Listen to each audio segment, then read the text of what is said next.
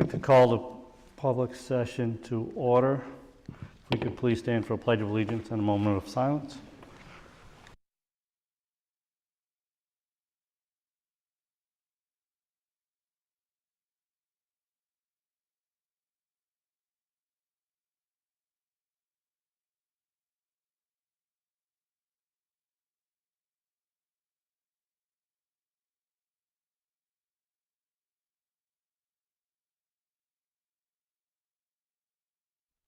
Thank you.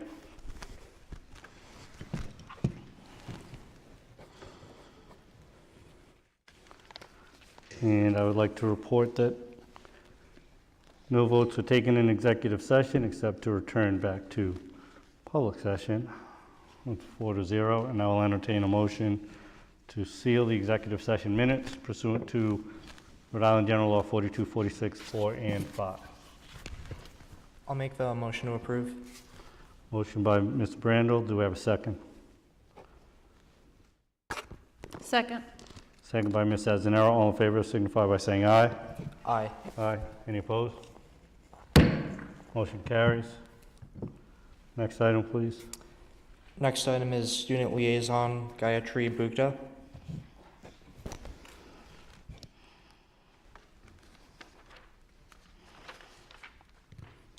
Good evening, everyone. 2022 is finally almost over, and East Providence students are looking forward to the start of the winter break next week. Some highlights from our clubs and student organizations include the successful Townie Bazaar that was held at the beginning of December. The photography club is doing well, and photography students have been able to display their work on slideshows throughout the high school. This wasn't possible at the old school, but thanks to the new high-tech building, this is a new opportunity that we have. Our Portuguese club has been stirring up some excitement for the World Cup by selling flags of participating Portuguese-speaking countries at lunches. Another highlight in the school community has been the band winter concerts. The high school and Martin Middle School concerts were last week, and the Riverside one is this week. I'd also like to shout out Miss Lee for running the prom dress giveaway again this year. It was successful last year, and this year's round will start on Friday. Riverside Middle School students have been selected for the National Junior Honor Society and have already started helping out the community by leading a trash pickup event. At the high school, the National Honor Society is holding a coat drive and buying Christmas gifts for kids at Hennessy through the Gingerbread Express program. After we return from the break, we're ready to kick off the new year at a run with events like senior project presentations, winter ball, and midterms. That's all I have for tonight. Thank you for your time. Thank you. Next item, please. Next item is the consent agenda. This would include communications, correspondence, homeschool requests, and approval of the minutes for November 15th, executive session November 15th, open session November 29th, executive November 29th, open, and November 14th, building committee. Discussion or motion?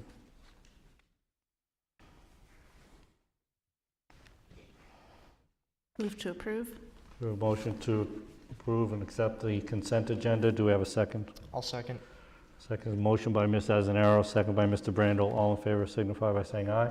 Aye. Aye. Any opposed? Motion carries. Next item, please. Next item is PTO, PTA, EPLAC reports.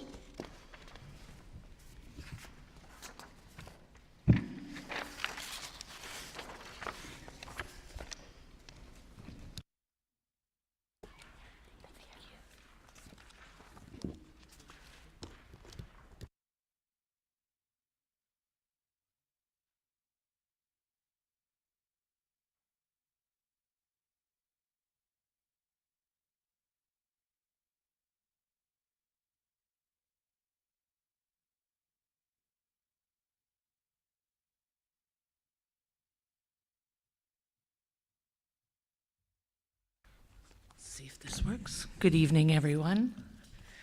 I just presented you with the 2021-2022 annual report for the East Providence Local Advisory Committee for Special Education. I'm going to The purpose of EPLAC is to assist parents of special education children to be more knowledgeable and effective in their advocacy role by collaborating with the school department in its efforts to provide quality education and services to all students. Our membership team this year is myself as the chair, Mary Nascimento, Caitlin Butterworth, co-chair, communication liaisons Chris Lilly and Tori Jessup Crowley, PTA liaison Amanda Fornia, parent members Mary Nascimento, Caitlin Butterworth, Becca Belasco, Jennifer Enos, Amanda Fornia, Tori Jessup Crowley, excuse my, if I mess up this name, Palamak Joaquin, Azilda Fernandez, Lisa Lavin, Miles, I can't say, Bonowitz, Chris Jolinski, Tiana Campledo, David Louise, Micah Pierre, Lynn DeCecco, Sharon Koshin.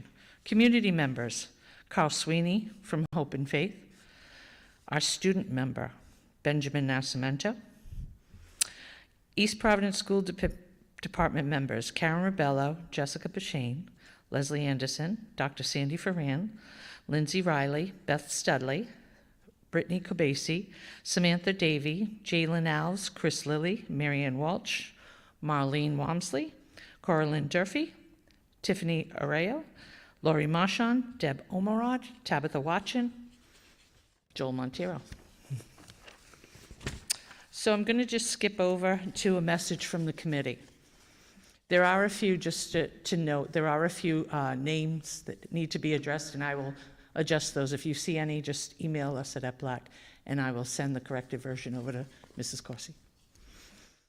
So a message from the committee. During the 2021-22 school year, EPLAC provided 4 workshops that were beneficial to both parents and school personnel. The first one was recognizing anxiety and depression in a child or adolescent, presented by Ellen Flannery Schroeder in October 2021.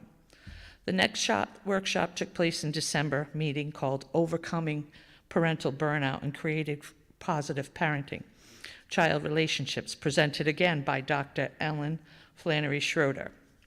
Our third workshop, again presented by Dr. Ellen Flannery Schroeder, called Parenting in a Pandemic. We were certainly lucky to have these very informative workshops, thanks to Tabitha Watchin for helping facilitate them.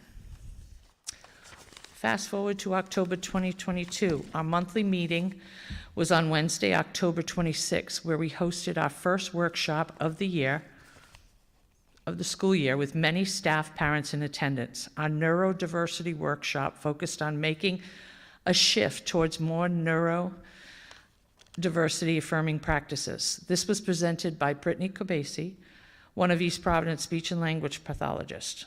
A takeaway from that night is our words matter.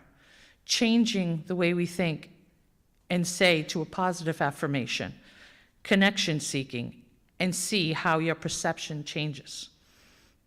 For the upcoming year, we will be working with doing more workshops pertaining to IEPs, the Katie Beckett program, financial programs, BDDH, and ORS in 2023. Our monthly meetings, we start a section this past year called Tell Us Something Good. During this time, our attendees are asked to share something positive happening within our community of students. We had many responses with this newly added opportunity. Each month, we attended the East Providence School Committee meetings to share our good news. At the high school and middle school level, the district offered some wonderful enrichment after-school programs. The first one offered was Steve Brosnahan's art class. Steve worked with the high school students, around 8 to 10 kids, to make caricatures. The kids had many laughs with Steve's Say It Ain't So, Steve. Next program was a social group presented by Tabitha Watchin, the district social emotional facilitator, making kindness jars and painting rocks, helping express their feelings and socialize with their peers. The third program was Trinity Rep Theater group, which was so much fun. At the end of the school year last year, they performed a talent show called Townie's Got Talent. And boy, did they. With COVID, a lot of our students had regression, but the special education population lost a lot of social and emotional skills along with academics. Let's fast forward to our 2022 ESY programs, which offered many enrichment programs. 1 week was a sports camp with the engaging coacher, Kristen Kudalikas. Then a dance therapy for another week, followed by an art therapy class by Sydney Souza. The final week was Trinity Movement, where the kids laughed and enjoyed so much, by Matt Tibbs. These programs were instrumental in getting the kids back into the groove, socializing, peer interactions, and learning. We hope to offer more of these in the future. Our Pupil Personnel Director's update continues to allow current information to be shared. Pupil Personnel Director Leslie Anderson created a great resource for parents on the school district website, featuring many resource categories for parents. A few examples are autism projects, Rhode Island Department of Education, Rhode Island Parent Network, Autism Speaks, Transitions, CHAD Rhode Island, just to name a few. As for our advisory role to the administration, the committee had two major concerns for our student population. One was about their social, emotional, mental health due to COVID, and the other was the lack of enrichment courses being provided for our students. Both of these, we're happy to say, were acknowledged and were worked on as a collaboration with the Pupil Personnel Director, who was very involved with implementing these programs. Finally, EPLAC held our 14th annual Special Needs Recognition Program, which identified those programs and individuals who have provided consistently outstanding services to address the success of students with special needs, especially in the areas of inclusion. A recognition reception was held on May 18th at the new East Providence High School cafeteria, where all the nominees were honored. Chef William Walker and Chef Marie Claire Killip and staff, along with their students in the Culinary Arts program, catered the event, which held approximately 110 people in attendance. Through the generous donations from the East Providence School Department and PTA, PTO, and PTCs in the district, our recognition night was once again a huge success. This year's Carla Midgley recipient went to a well-deserving principal, special educator, teacher, advocate, and so much more, principal of the pre-K program, Karen Rebello. It was our privilege to share these stories and to be inspired by the commitment to the students of East Providence. We would like to recognize the 2022 program winners, which we have in the past listed those. Our goals for the next school year are to improve parent membership to the local advisory committee by continuing to increase awareness of our committee to our PTO, PTA, PTCs, LEAs, and principals. Continue to use our Facebook social media platform to get our information out to the public. Increase parent connections through our new parent-to-parent support group. Continue parent workshops and support professional development, especially in the area of inclusion. The EPLAC new brochure be sent to all schools for case managers to be included in the IEP meetings. Continue to increase our knowledge of special needs programs in the school system and continue to work on engaging in conversation between parents and administration in a collaborative spirit. Thank you, and we look forward to presenting you next year, another successful year. That's it. Any questions? We're good. Thank you. Have a nice holiday, everybody. You too. Thank you. Next item, please. Next item is public comments 1, agenda items.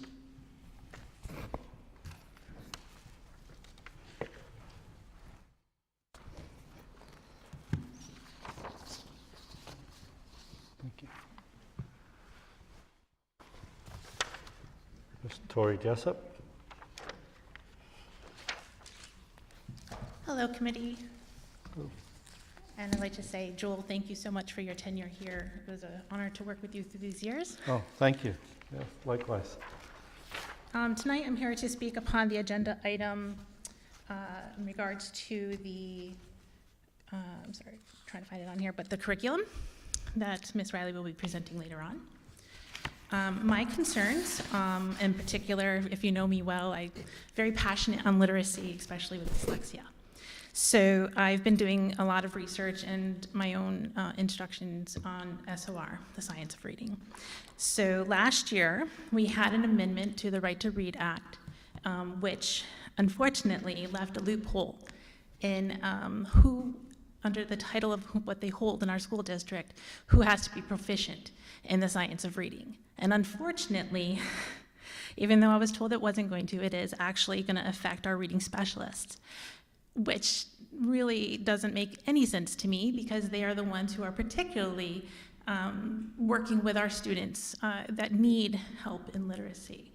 So that will be one of my goals this upcoming year with legislation, to try to reclose that gap. But I know that as a school district, we are able to go above and beyond any federal or state guideline as long as it benefits our students. So I'm going to implore you to please do so, and to encourage all of our reading specialists and any other staff member who is in the remediation process of helping our students who have a literacy delay, and also with finding the what we call the red flags, because this is just going to benefit our students. And with that ask, I know it's going to cost money. It all boils down to money. We all know that. So as a school committee, I am going to implore you to please, I know the mayor's here tonight, work with our city council. We need to increase our funding on our side of the budget. We need more money in our school budget to afford to educate these teachers who do want to get this education, and particularly for literacy. If you look at our school districts around the area, we are on the low end of that percentage, and we need to increase that. So again, I will implore you to work with our city council on that. Thank you. Thank you.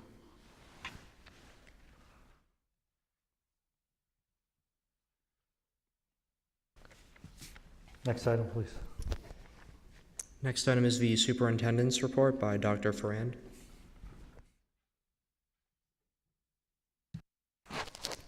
Good evening. So I just wanted to clarify, Mr. Black actually wanted to be here. He wanted to address something from last meeting, but he was unable to be here. So there was a discussion about students receiving credit that counted towards high school at the middle school level. So they don't earn high school credits for that. What they do earn is the ability to proceed to the next class. So if you take algebra in middle school, then you move on to geometry when you get to the high school, but you don't get an algebra credit per se on your high school transcript. And the same thing with foreign language. So you may take Spanish 1, but it doesn't count towards a credit towards your high school grades. So I just wanted to clarify that. With that said, we actually have looked into what other middle schools around the state do, and there are a couple of them that are giving middle school credit to high schools. So Mr. Black is in contact with RIDE to see what type of options we would have to do that. So I just wanted to make that clarification from the last meeting. No, thank you. On that, I think what was driving that question, right, was saying, right, so if you're ahead of the game, get that credit, satisfy that credit, and potentially, where we're talking about expanding, the opportunities for exposure for students. You open up, a school year potentially, right? It's a full year for a math credit. So you open up a school year for electives, whether they be, in one of our CTC programs or anything else. So that would kind of be nice. We talk about usually when we talk about tracking, or, tracking was like the taboo word, right? It was like, it's almost in the reverse. So it's like, if you're on the advanced side for math, now you're almost like, okay, but you're still gonna basically have to take a higher level math. And if you want to broaden your exposure, you haven't gained anything. So Is there a timeline as far as, like, I know he said he checked with the ride, or, I think he's checking. I don't know if he has, I think he said he was in contact with them, so I don't know if he's heard back. okay, But okay. So there's potential that it could There's kick in for the potential. income? we do coming know year? that. I know he had sent me some information after we talked last meeting. I believe Charahoe does that. They're one of the districts that allow it to count towards high school. It's not common practice, but, it's definitely something that we're going to explore. Okay. All right. So the other issue that I wanted to bring up today was the school calendar. So right now, we are the only district that is open on January 2nd. So I'm asking that the school committee amend the calendar to have January 2nd count as the holiday. What that does do, though, is push us to June 20th. So we were going to get out on Friday the 16th, I believe. The 19th is a federal holiday, Juneteenth. And so we would come back on June 20th for our last day of school. And I'd like to propose that that's a half day of school for students, full day for teachers. So I think there's a vote on that later on. Does anyone have questions? Okay. And the last update I'd like to give is, so the district is actually getting a food truck, which we are very excited about, and we are not paying for it, Mayor. So RIDE is giving 10 food trucks to districts across the state. Even if we were, it's still a good thing. I know, but I saw his face. He thought I was spending more money. But no, what a great opportunity. So our culinary program was looking to buy a food truck anyway so that they could do different events. And this opportunity came our way. So it'll be custom. It's about $150,000 food truck. They will customize the whole inside of the truck based on what they decide to sell. And then they will do the customization of the outside of the truck also. We talked about using it for, things like, right, like all the activities at the end of the year. They could go to 5th grade celebrations, kindergarten celebrations. We could use them as a concession stand, Beginning like of some school of the games. celebrations. Yeah, there's just Every event at City Hall. Yes, you could use the food truck. So they're really excited, and we're really excited because it's just a great opportunity for our students, to do things like marketing, it's not just the culinary piece of it, it's so much more than that. Auto mechanics, like they can, upkeep of the truck. So we're just really excited about that. So I wanted to let you know.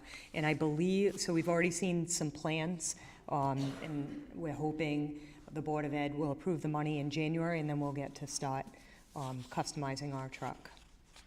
So,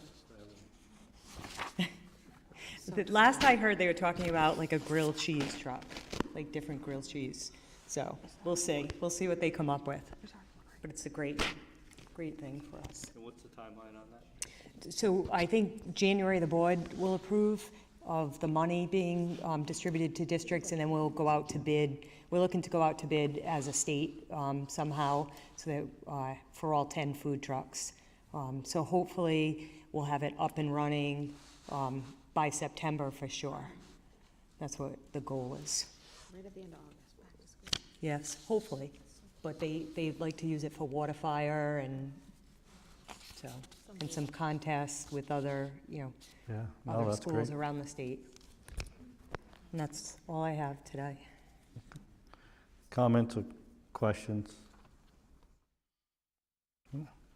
And thank you for, I know the calendar piece and even the credits we've had earlier discussions. So appreciate that. Thank you.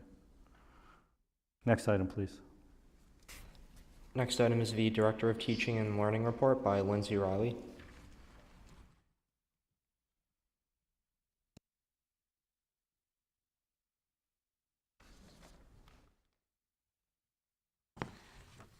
Good evening.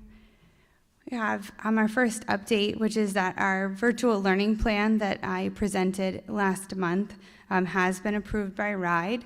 This now gives our superintendent the option to call a virtual learning day if she chooses when faced with inclement weather or another emergency for up to 5 school days this year. And I have 2 brief curriculum updates. Both fall under the umbrella of the Rhode Island legislation around high-quality curriculum and the upcoming deadline of June 2023 for districts in Rhode Island to have adopted high-quality curriculum in ELA and math. Early in the school year, I believe it was August, we talked a little bit about the launch of the pilot of high school math material, and I'm here just to give a brief update. So they're engaging in a multi-part process where they went through a data dive, a look at our instructional vision, and set some criteria for what they were looking for. From the approved materials, they selected 3 to pilot, and they are in the middle of that pilot now. It's a Q2 pilot that launched at the beginning of November. The pilot's going well, and we're on track of where we expected to be at this time. And I expect that I'll be coming soon before you to share what their recommendation is for curriculum. So they right now are piloting 3 programs: Carnegie, Illustrative, and Reveal. In Algebra 1, Algebra 2, and Geometry, we have included our 8th grade teachers who teach Algebra 1 in this pilot. And so we have the remainder of our selection process when the pilot comes to a close in mid-January will be some meetings and processes that lead us into the end of January, potentially early February, when we collaboratively make a decision and a recommendation for program adoption. And the second is under ELA curriculum. So in grades 2 and above, we have already met the expectations for adopting core curricula. We have to make an adjustment in our K-1 ELA curriculum. Currently, our kindergarten and first grades are using the Boston curriculum, which has not been reviewed and approved, and we don't expect that it will be in time for the deadline that's upon us. So we have been meeting, we met with K and 1 educators and are looking to move forward with the adoption of Wonders, which is the core curriculum that we're using in grades 2 through 5, so that there's alignment there in terms of the skills and strategies and what our students are prepared for. So Wonders is an approved program, and we're looking to make that transition. Next step is to form a steering committee of K and 1 educators to take a new look at our instructional framework, our instructional minutes, and to plan for a strong launch of Wonders 2023 in kindergarten and first grade classrooms in the fall. That's all I have for this evening. Lindsay, just to clarify for anyone who doesn't know, when you say approved, we're talking about approved by RIDE. Yes. You know, those. Yes, those approved by curriculum. RIDE. It's an ed reports process. They color code the materials that have been under review. They color code them green to say that they've met all of the criteria. And yes, that is approved by RIDE. And so we have a menu to choose from, and then we go from there. In terms of math, it was a true selection process, and the stakeholders that are involved. In ELA, we went through that process in the elementary schools already, and it made sense for students and their readiness for their grade levels 2 and above to choose a program that was already designed, the scope and sequence aligns that would prepare them for grade 2.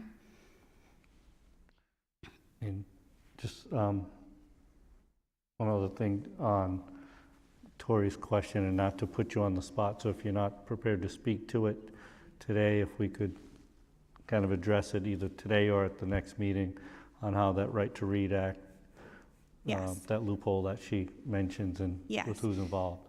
So I would say both. I'm happy to mention something today and happy to give a more comprehensive presentation in the future on right to read and where we are as a district. So I look forward to doing that into the new year. We are aware and share some of those sentiments around our Tier 3 intervention providers needing that knowledge to be the most prepared to meet our students' needs who are not responding to instruction and intervention. Thankfully, prior to the change in legislation, our secondary reading specialists are already engaging in their proficiency training, and we just launched in November a new cohort of letters training for Tier 3 providers in which our elementary reading specialists opted into. So we, thankfully, locally, it hasn't been a barrier for us. We were prepared to make it a local requirement, but it is something that our reading specialists at the moment are engaging in. We do have additional proficiency training that we need to offer as a district. And I will put something together to share sort of the numbers of teachers that have completed, those are in progress, and those that still need opportunities to be trained. Okay. Thank you. Any questions? I do have one question, actually. Can you give me just a brief update on the math curriculum for the high school? I think the last time you updated us was they had selected, I believe, 1, or they narrowed it down to 2. So that was the Carnegie Reveal and Illustrative. So they selected 3 to pilot. They're in the middle of their pilot right now. And so that pilot will come to a close in mid-January. So they're still working closely with vendors. They selected some criteria. For example, their ability to differentiate the core curriculum to meet the needs of the learners in front of them, the assessment components that are part of that.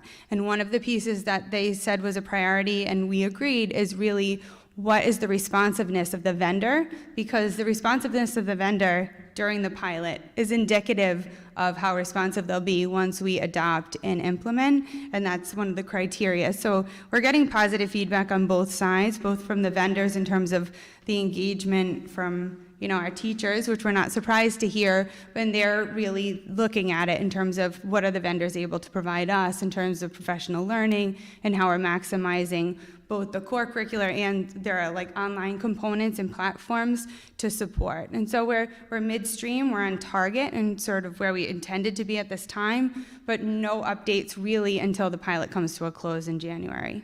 Is that also on a deadline as well, like the? Yeah, so June is the deadline, and we expect to bring something forward to you in February.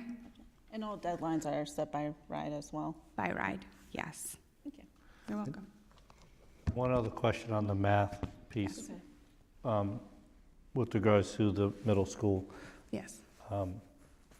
How do we find that, like the 8th grade Algebra 1 and 9th grade or high school Algebra 1, are they the exact same curriculum prior to the pilot and then even with this pilot that they're both doing?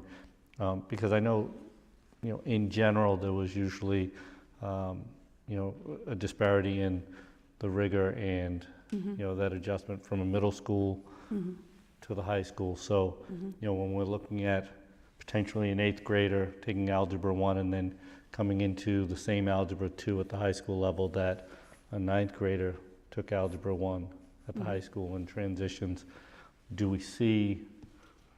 Yeah, we are engaging the 8th grade teachers as part of the pilot in the same way that the Algebra 1 teachers at the high school are engaging to address that. Is to say Algebra 1 in our district has that same set of expectations, so it is something that is certainly on our radar, and we plan to, once we make a selection, that will be how we instruct Algebra 1. So it was identified as kind of an area that we could Yes. tighten up. Okay, thank you. Through the chair. Coming in the next report card period, can we look, again, I brought this up in the spring, can we look at including in the middle school and the elementary school, hard copy, iReady, proficiency, how they're doing, with the report cards, or in the middle school level, somehow informing parents of some kind of report? I'm going to ask the superintendent to talk about this coming up. I'd like to look at how we are either putting our students in classes because of iReady reporting, or not putting them in coming forward. I don't think that the iReady is a say-all be-all, and I think the more we inform parents of how our students are doing in it, I think it's going to, my opinion, my experience, so I think I brought it up in the spring. I really would like, I mean, we can all access it, but I don't think parents really know that they can access it. I really would like to see hard copies. I know some schools do, some do not. I asked that this be, in the spring I asked if this started to be a uniform thing within all of our schools, that hard copies are sent home to parents. I don't know how we can make sure parents see them. We can inform them that they're being sent home, but I think parents really need to see how these tests are affecting their students in school, whether that be reading intervention, math intervention, especially in the elementary school and middle school, especially that 5th, 6th grade break. I think it's very important because, again, my experience, children do miss out if they are put in those interventions based on iReady testing. Okay. So I'm going to ask that to be put in January or February's meeting because I think it's that important that I brought up back in the spring to start. And I have yet to get one, so I'm assuming that not all schools are doing it. Okay. Thank you. Any other questions? Thank you. Thank you. Next item, please. Next item is the Director of Human Resources report by Mark Williamson.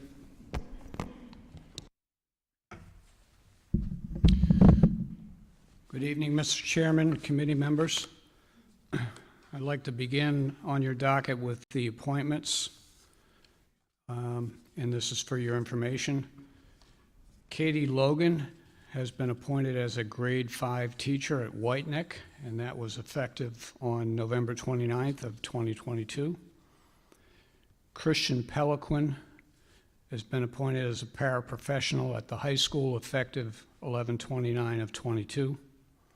Sierra Nolan, an administrative assistant at the Riverside Middle School, effective December 19th, 2022. Kristen Chase has been appointed as an administrative assistant to the finance department, and that was effective December 5th of 2022. J. Caroline Brennan has been appointed as a school nurse at the Martin Middle School, effective December 5th, 2022. Courtney Burkole, also a school nurse at the high school, effective December 5th of 2022. Alex Butler has been appointed as the athletic director for the district, effective December 12th of 2022. Rebecca Panicia has been appointed as a dental assistant instructor for the CTC, and that will be effective on January 14th of 2023. And finally, Patrick Irwin has been appointed as the information technology coordinator, and that was effective on November 21st of 2022. Next up on your docket, Mr. Chairman, are the resignations. I would ask that I present them as a group and then solicit the vote of the committee. First up is Janine Carrera, dental assistant instructor for the CTC. Her resignation was effective on November 23rd of 2022. Next up is Lisa Travasos, a paraprofessional at Waddington. Her resignation was effective November 13th of 2022. Kristen Chase resigned as a paraprofessional at the high school, effective December 3rd, 2022. And as you know from my appointment announcement, that's because she accepted a position in the finance department as an administrative assistant. And the final resignation is Sarah Jones, a paraprofessional at White Neck, and that was effective December 7th of 2022. So I'll ask for the committee's consideration and a vote to accept those resignations. Thank you. I'll entertain a motion to accept the list of resignations. I'll make a motion, but I would like to say thank you very much again for including the exit interviews of the people who chose to do so. I appreciate that. Sure. Thank you. We have a motion by Ms. Boshain. Is there a second? Second by Ms. Azanero. All in favor signify by saying aye. Aye. Any Aye. opposed? Motion carries. Mr. Chairman, next up on your docket is the retirements. I would like to go through them individually and ask for individual votes from the committee. The first up is Leslie Andrade, who is a pre-K teacher at Oldham, and her retirement will be effective at the end of the 22-23 school year. Leslie is retiring, was hired initially on September 6th of 1988 as a kindergarten teacher for both the White Neck and Oldham elementary schools. Leslie worked at various elementary schools throughout the district before returning to the Oldham school. At the time of her retirement, she will have worked for the district for a total of 35 years. So, Mr. Chair, I'll ask for a vote on that. Entertain a motion. First, thank Ms. Carrero for her service. Absolutely. Can I take a moment? Absolutely. Again, the privilege of me being able to sit up here, I'm allowed, this is an honor for me.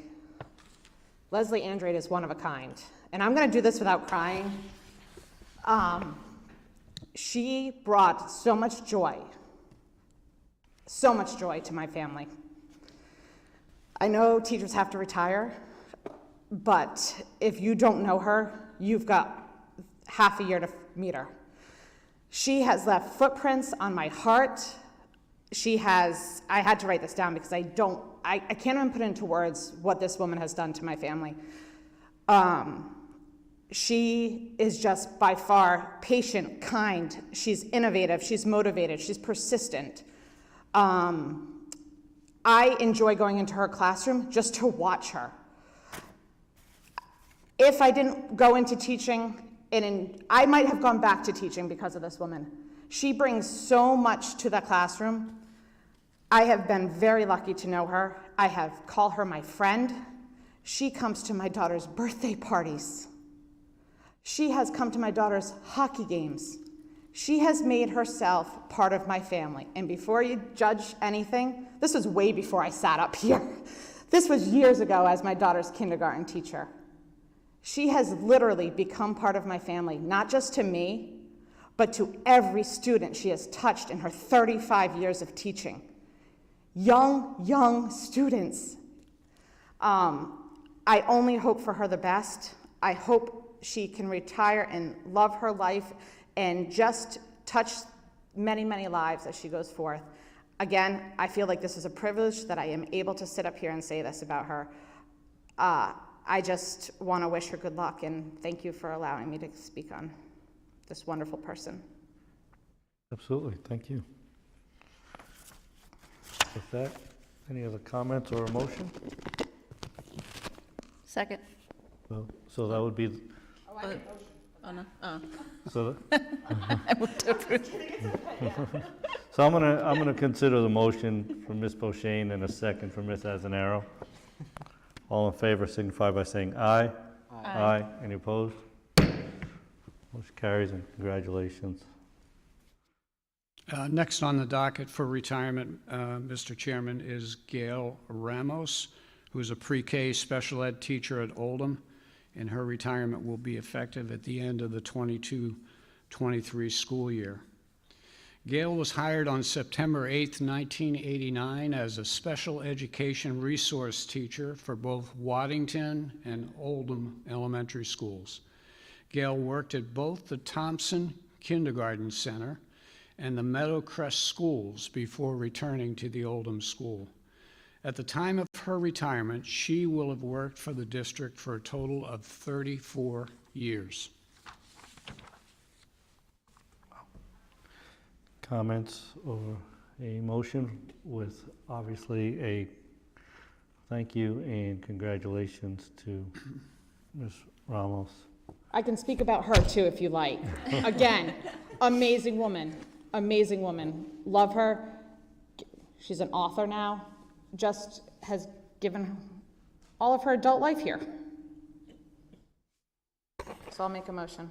Do we have a motion by Ms. Boshain? Do we have a second? Second. Second by Ms. Azanero. All in favor signify by saying aye. Aye. Any opposed?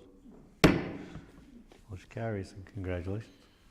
Thank you, Mr. Chair. Next up on your retirement docket is Carol Minucci, who is a social studies teacher at Riverside Middle School. Her retirement will be effective the end of the 22-23 school year.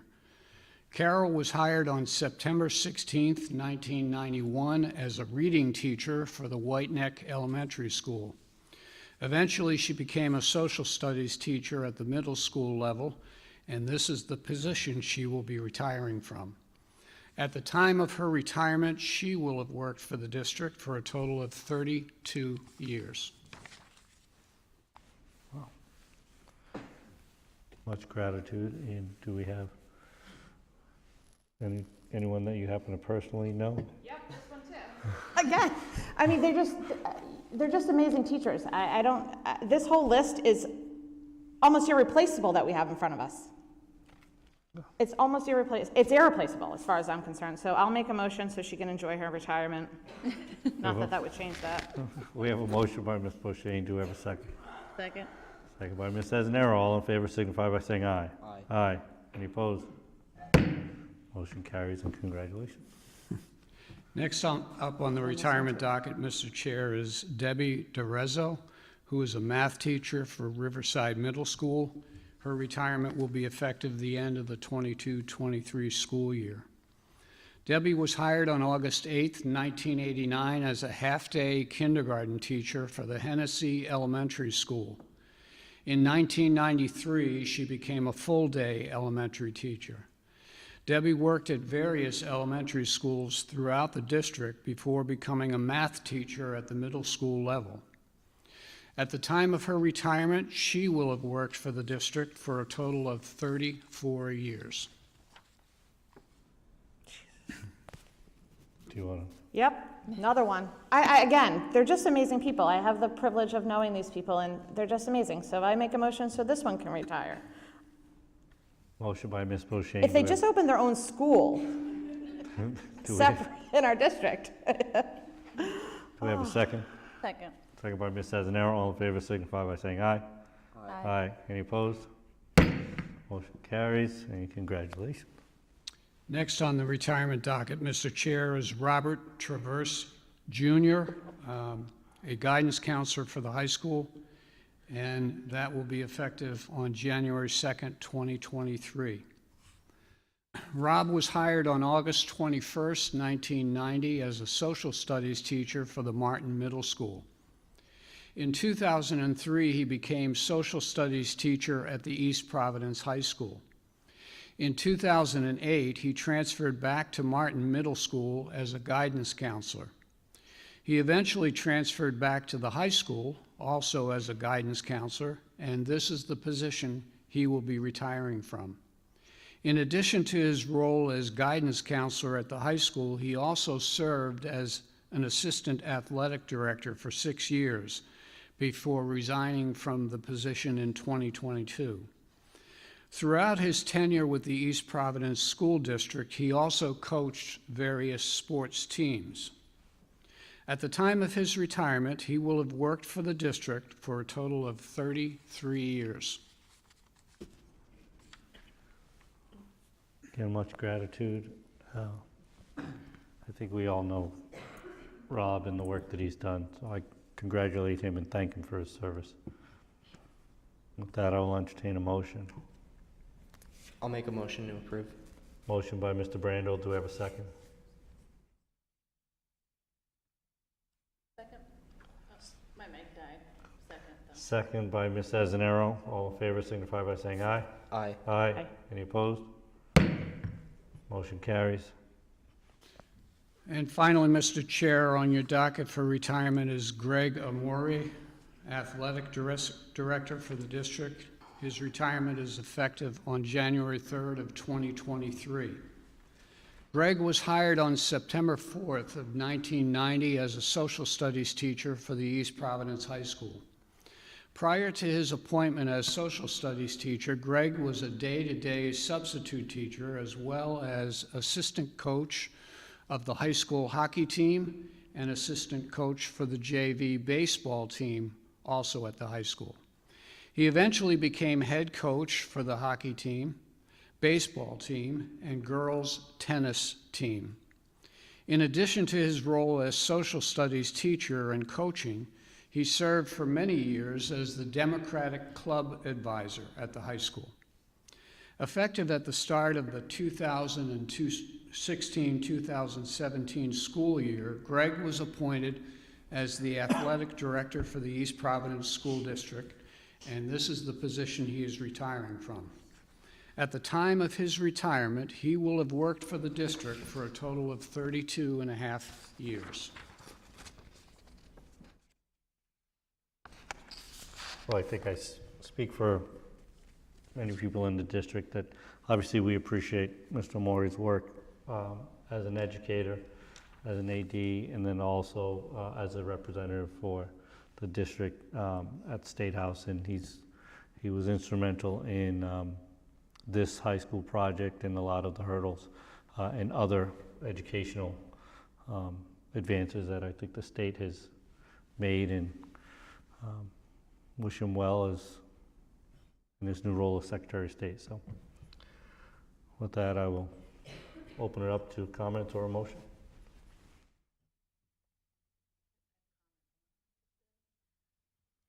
Alan's dead. I'll make a motion to approve. Motion by Mr. Brando. Do we have a second? Second. Second by Ms. Azanero. All in favor, signify by saying aye. Aye. Any opposed? I just, again, he's just an amazing man. I don't know if I'd be sitting here today or continue to sit here today without his support. He has definitely helped this district out and has always put students first, and he has definitely, I wasn't lucky to have him, but my husband did have him as a teacher and a coach, and because of that, my daughter has a great foundation going forward, and I thank him for everything he has done. He definitely has set the bar high for athletic directors and teachers and representatives, and I think it's pretty cool that these kids get to see Secretary of State, you know, that used to be in this building and helped make this building and make it possible for the funding and everything else that he has done to keep East Providence first and foremost. So I thank him, and I hope we get to continue our relationship with him as a school district going forward, and I hope he gets to come back and see these kids and talk to them going forward. So I wish him the best. And with that, motion carries. Congratulations. And Lastly, on your docket, Mr. Chair, just for informational purposes, there is a leave of absence being taken granted to Valerie Lawson, who is a social studies teacher at the high school. That leave is effective January 1st of 2023. and that, I believe, requires action by the committee. So. That's correct. Do we have somebody in that? Yes, we gotta. Okay, then I make a motion. We have a motion by Ms. Beauchene. Do we have a second? I'll second. Second by Mr. Brando. All in favor signify by saying aye. Aye. Aye. Any opposed? Motion carries. Just final comment, Mr. Chairman, I just wanted to circle back to the earlier discussion about the exit interview information that was provided in your packet. I'm sure you realize that that's trickling in. I do continue to pursue getting information from folks as they separate employment from us. I think it's very important to us to get that information so that we can continue to strive to be an employer of choice. And I just want to let you know that as I collect enough data that's statistically significant enough, then I'll make a composite report that I'll present to the committee so that we can get some insight as to some of the reasoning for the separation of employment that we're experiencing. I don't see any particular issues from the limited data we have so far, but obviously we need to track that, and I understand the importance of that and fully intend to continue that process. Other than that, I just wish the committee a wonderful holiday season and best to all. Likewise, thank you. Thank you. Thank you.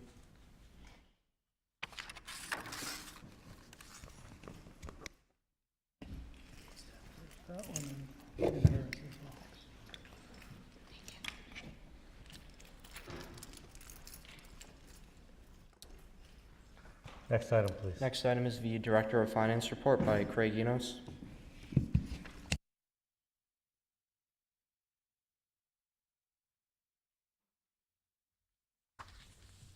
Good evening, everyone. We are 1 month into the new fiscal year, and we are off to a great start. No real items to note at this particular point, since it's just pretty much been salaries and the benefits. With regards to fiscal year 22, those numbers are still moving. At this point, we still have expenses that are being done and revenue that is coming in as well. That's all I have for tonight. Are there any questions? Questions or comment for Mr. Enos? You know, the mayor is here, so you could tell him that we're drowning right now. And Thank you very much. thank you, Mr. Enos.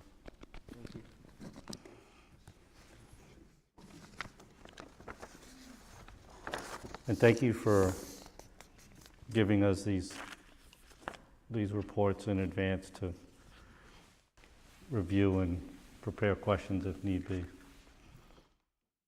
Next item, please. Next item is the Director of Facilities report by Christopher Murphy.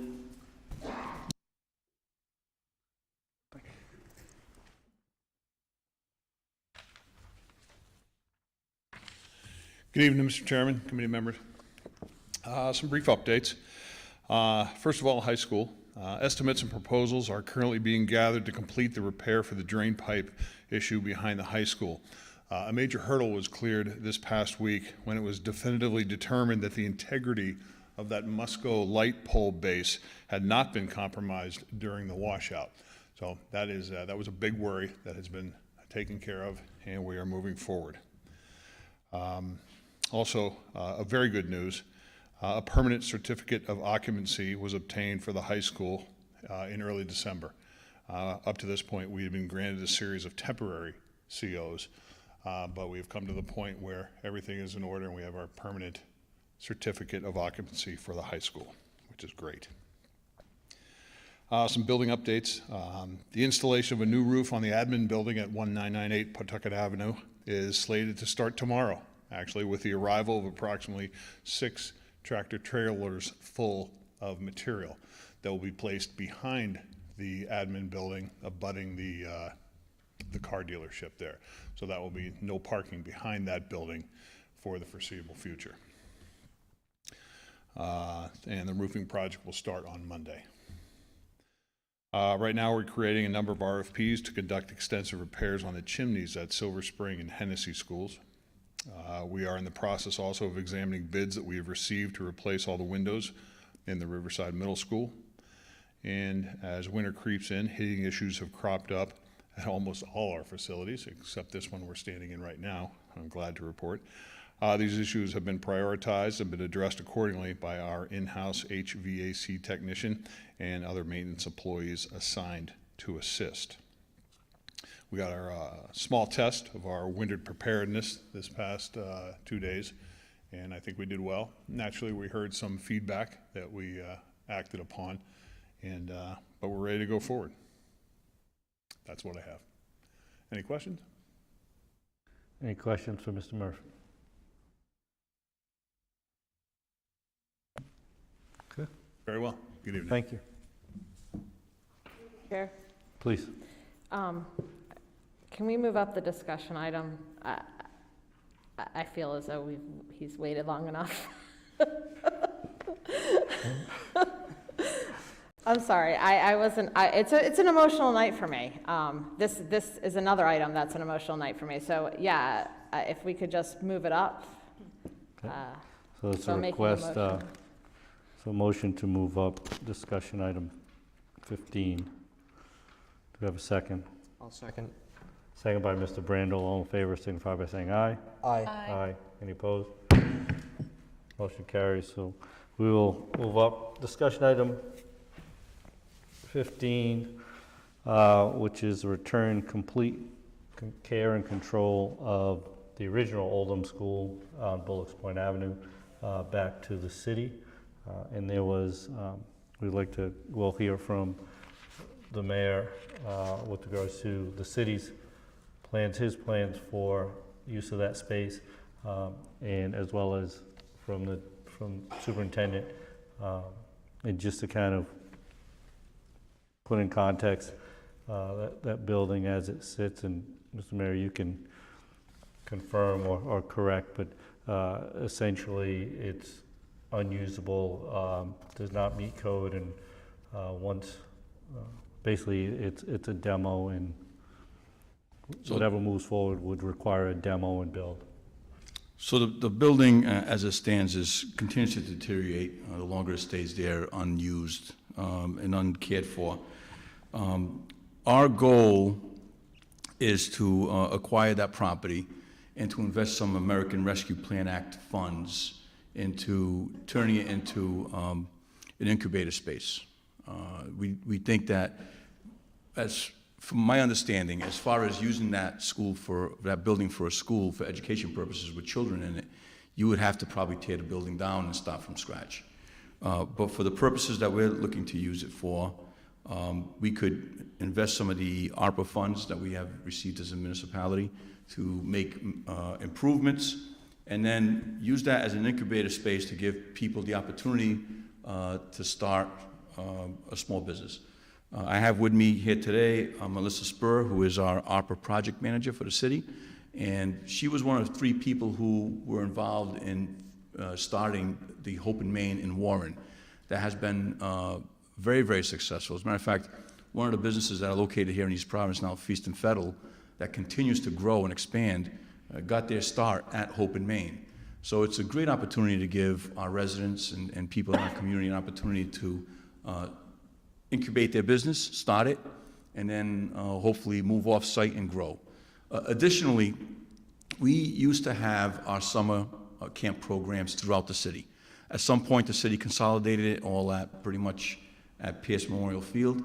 We see that this building, if we put the proper funding into it, we can use it as a almost summer camp substation where we could have local summer camp activities in Riverside. We feel that a lot of our children in Riverside, the parents are forced to get them up to Pierce so that they can enjoy and partake in summer programs.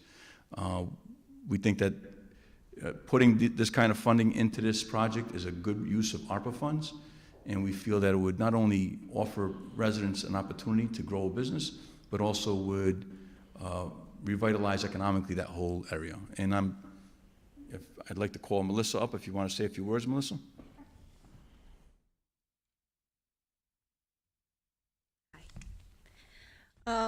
As the mayor said, this is a great opportunity for people in the city, but I also see it as an opportunity for a lot of the kids that are actually coming out of our vocational program, particularly in the culinary arts. I mean, when you said having a food truck, I thought immediately, I said, you know, these are exactly the kinds of things that we could do with a food incubator to provide these opportunities for some of our kids who are coming out of the vocational program and say, maybe they want to be entrepreneurs, maybe they don't want to actually work in a kitchen, maybe they want to experiment with running a business themselves.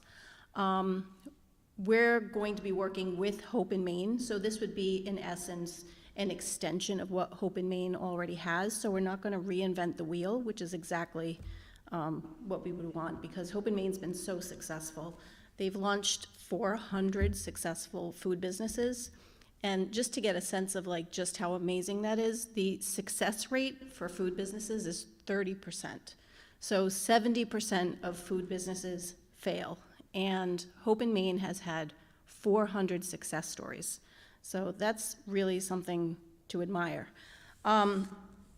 We've been working with Roger Williams University graduate students, And they've been working for 2 years now with doing an assessment of Riverside Square and some of the assets in Riverside Square.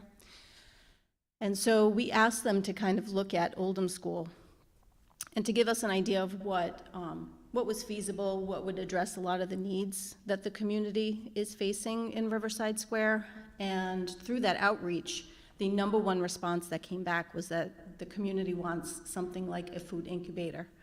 It was the overwhelming first choice for people. So aside from that, the back portion of the school is what we think would be the kitchen incubator space. And then the gym space that's there, we would actually open that up as a community gym. So people in the community could book some time there.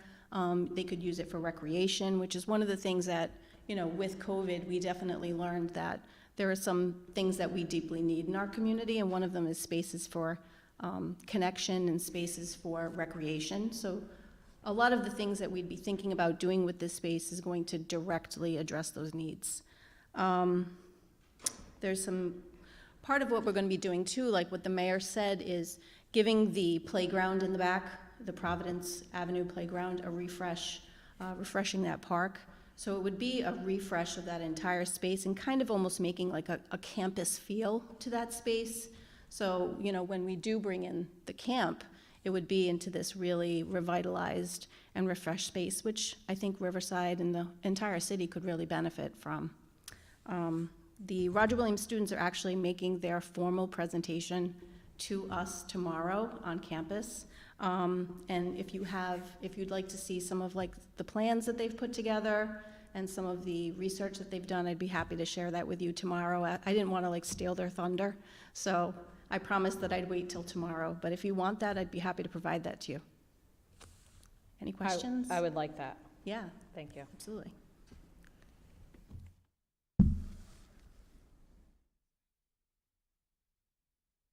Thank you, Melissa. And I just want to thank the superintendent. I'm very excited about our food truck. I can think of all the great possibilities. And it's always great when we get these great initiatives and the funding comes from outside. I know that there's a lot of funding at the state, federal level that we as a community are working together to enhance our community and make long-term improvements. And we look at this as something that will have a long-term positive impact on our community. So thank you for your consideration. Any questions for Mayor or Melissa? So you guys wouldn't, if we hand it over tonight, by the way, I'm the Ward 4 representative where the school's located, if you weren't aware of that prior to this conversation. Fully aware. I didn't know if she did. That's why I want the plans.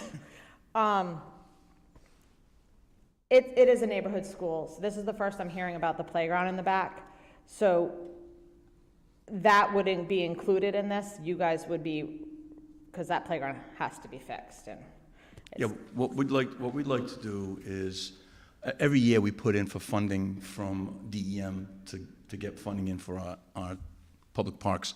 We received a $400,000 grant to do Kent Heights. We wanted to put a splash pad at the Providence Place playground and also make improvements to the existing structures that are there. We put in for that grant and we didn't receive it. We plan on reapplying and broadening that scope, because there's a small grant and a large grant. We're going to apply for a large grant and try to focus our energy on Providence Place Playground. because I think at this time, it's one of the only playgrounds in the city that's not handicap accessible, so that is a concern of mine. But moving forward, you wouldn't be knocking down the building? No, we're not looking to knock it down. So I want to clarify, for us to put students in, we can't, but we can put people in? I just need to clarify that to everybody. My understanding is that for educational purposes, you have a higher standard that you have to deal with. You have young children who are developing and they're forming all kinds of biological things going on with them. And this would be more of a commercial, incubator space that would be properly gutted and turned into an incubator space where you're not going to have children sitting in it. And I don't know if the superintendent has more to add to that. Yeah, I was just going to say that we would have to bring the building up to current code, And that which would be extensive work. pretty much a tear down. At least that's Yeah. prior to that's- the years prior of me going through, that's what I was told. So I just want to make sure we're Yeah. still on the same page. Millions and millions Especially and for the millions public. of dollars. This Yeah. was on the agenda tonight, and it's, publicly posted, so I just want to make sure that we're all on the same page, that it's not good classroom space. That's correct. Right.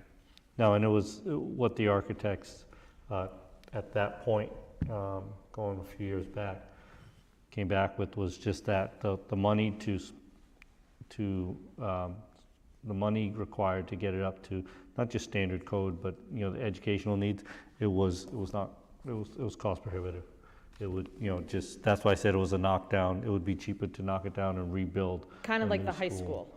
Correct. We're on the Yes. same page about Yeah. that. It would have been cheaper to build this than to Yes. have fixed that. Additionally, the longer it sits vacant and unused, it continues to deteriorate. Right. So it's becoming worse and worse. We're hoping to salvage the building, but it's going to take a substantial investment from the city to make that become a reality. And I do like the idea of having an alternative to the Piercefield Center of the City summer program, right? Because that is a challenge for our residents, our families that are in the south part of the city. So and it's a great space with Providence have playground right behind it, so it's a no-brainer to utilize it for that. Absolutely. Thank you. From the school side, I know there was Thank you. concerns about space in Riverside. So, we've started to discuss alternatives with the construction project with Martin and Waddington. That's going to open up Meadowcrest or Oldham, whatever you like to call it. So, we've discussed possibly, there's 8 classrooms in that building, so maybe it's a K-1 early learning center for Riverside where students that would be at Waddington would be moved into New Oldham.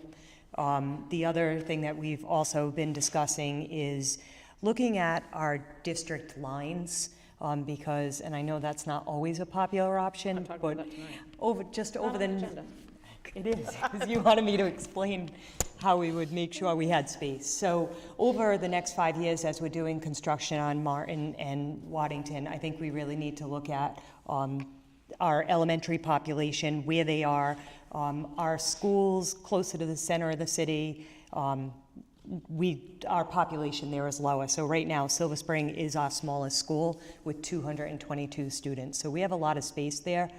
So looking at possibly pushing some of the students that are closer in Riverside to Silver Spring up to that school, and looking at redistricting the whole middle by pulling from the ends of the city. So, it would definitely be a discussion. I think it's pretty much years away because of the renovations. Yes, it will be. It's going to take us a while, but I think it's a good thing to start maybe exploring the possibilities there also. But I feel confident that we have a couple viable options to make sure that we have the appropriate amount of space for our students in Riverside.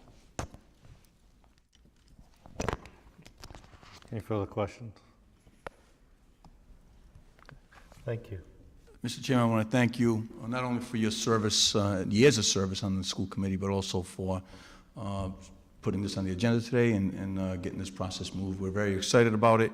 As you know, the ARPA funding has a sunset that needs to be allocated and used. So we really want to get started on this project and do the due diligence that we need to do to get it to become a reality. Thank you. Yes, sir. Thank you.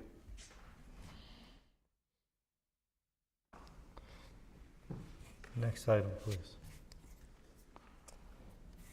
Next item is the Policy Committee report by Jessica Beauchesne. I told you this is an emotional meeting, man. The suicide crisis policy is up for second read. I heard no comments from the first read, so does anybody have anything to say about this one? I just have a couple of minor edits. It's more so just small, just seems like typos and stuff like that, and making it a little bit more consistent throughout the whole policy. I think it's pretty standard compared to a lot of other schools. And I know that our attorney, Ben Scungio, also, proposed this policy, so I'm pretty comfortable with what's here. And I'll make sure to send my edits to, is it Sharon that I'll be emailing it to? Okay. So you're looking at essentially like grammatical Just, edits? yeah, it's like very minor. It's just Okay. moving the indentation space, just small things, just to make it Okay. clean. Any other questions or comments? The only thing I would like to be told, and I said it at the last meeting, was when training does happen, I like to be told when it is and who attended, so to make sure, because it does state that they need training and that would happen. So going forth, when that training does happen, if to make sure that all of our staff or the staff approved training happens to everybody, everybody that So needs we it. did, just so you're aware, we did that at the beginning of this year for everyone, even our contractors, so the bus company, Chartwells, everyone was trained over 3 days, the 2 days, I believe, at the beginning of the year, and then everybody finished up in our PD day, and I think it was October or November. That'd be the plan for next year, too. So that material's been, who provides the training? Usually? We used Lee Raposa. Okay. There's various options, but she's the one that did it for us. Okay. And then one last thing, was this policy also presented to the East Providence Police Department? Because I know that they were mentioned in here a couple of times in the procedures, so I wasn't sure if they were, previously in the loop with, any, suicide concerns with students, or if this is relatively new. Yeah, so, I mean, we have a good working relationship with the police department, so we do communicate. They have not seen this policy, Okay. or the protocols that go along with it, but I will provide it to them so that they're aware of, like, what our protocols would be in this event. Thank you. If something like this occurred. And everybody who's on a threat assessment team knows that they're on the threat assessment team, right? Just asking. I would, Just- yes. Okay, thank Yes, I would say yes. They will tomorrow I if they have, don't know. well, I mean, the principals, You named it, and that's, I just said Yeah. sometimes a designee or someone else. I have and a just copy want- of every member of Perfect. every threat assessment team, and then the district, part of the district threat assessment team has gone out to every school to assess every building, and we'll be coming back and meeting. We have a meeting scheduled for next week to talk and prioritize all of what we saw out in the district. So our teams are up and running and meeting.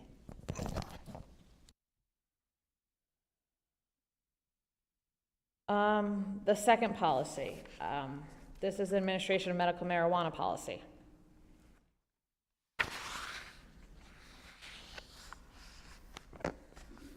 I'm assuming this is state law. Yeah, it looks pretty I have a standard. problem with it, but I'll tell you why.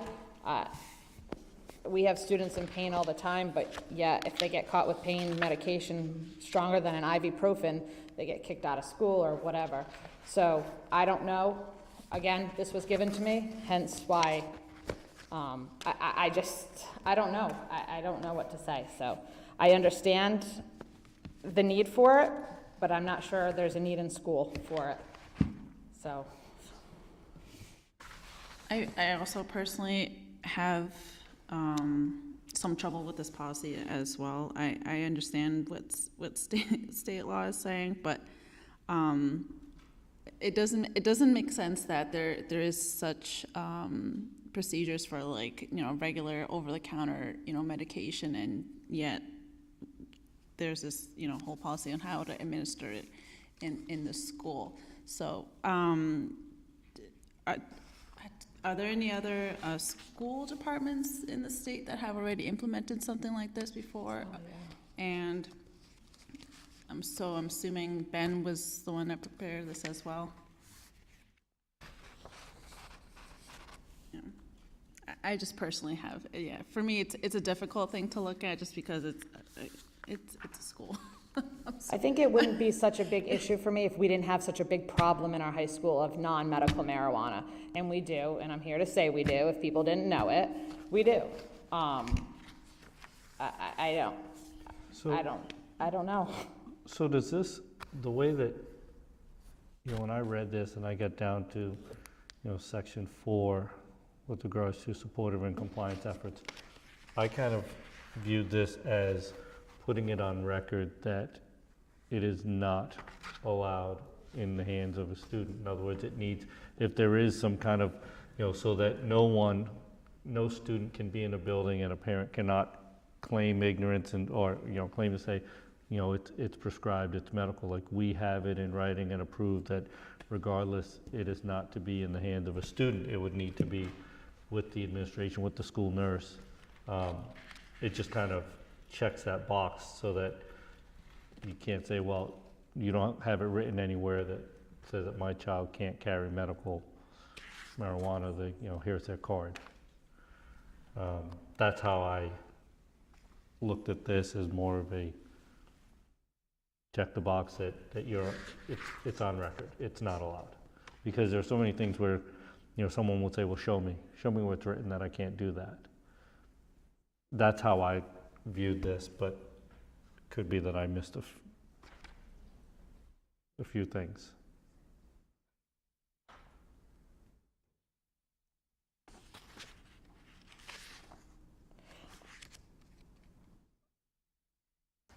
It puts a lot of, I don't know how else to work. A lot of this document states that if a nurse doesn't want to do it, they don't have to do it. So that makes me feel as though they have an out. Why do they have an out? Like, it says. You don't, so some other districts remove that. Okay, so this does state. I think we can review some of that. It states that if nurse refuses, then a parent's designee, which could be like, say my daughter got it, my son is 21, he can come in and, I don't know. Again, I completely understand why it is needed. I'm just not sure if school is, I honestly don't know. I may be. No, I would. I mean, again, you can't bring anything into school for cramps.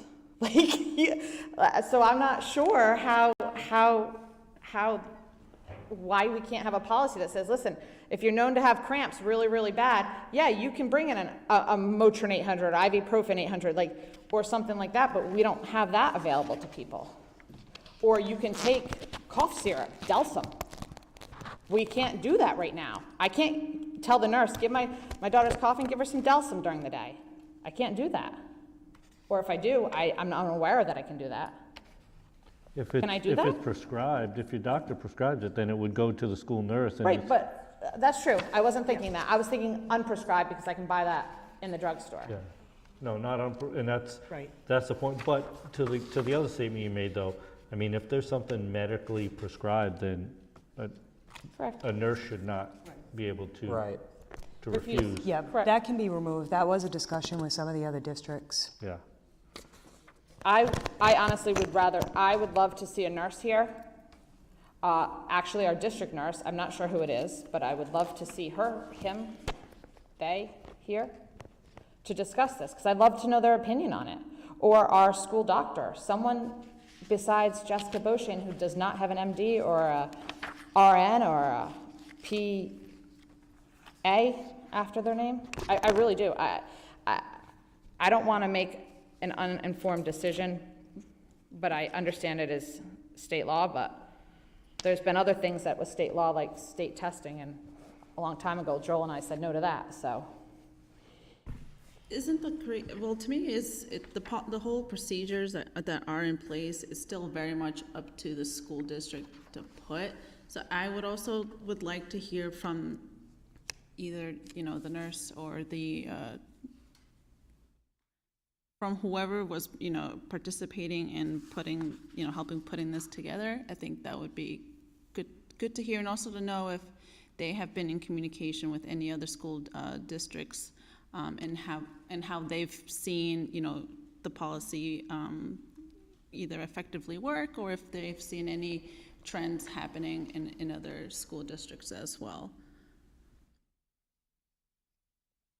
I also would like some part of a field trip on here, because if you're on a field trip and a child needs it, I'd like to know how, just like if you're on a field trip with a diabetic, you have their medication. I carry it in my backpack when I'm you know, chaperone. So I'd like to know how that would be administrated if you were going, you know, say, to Disney for a band or a course. So I'd like to know how that, are you allowed to administer it outside of the school campus?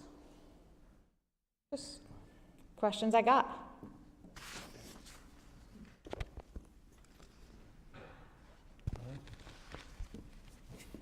Well, that's why we have a first read. Correct. So then, so how would you guys, I feel so naive on this one, I'm sorry.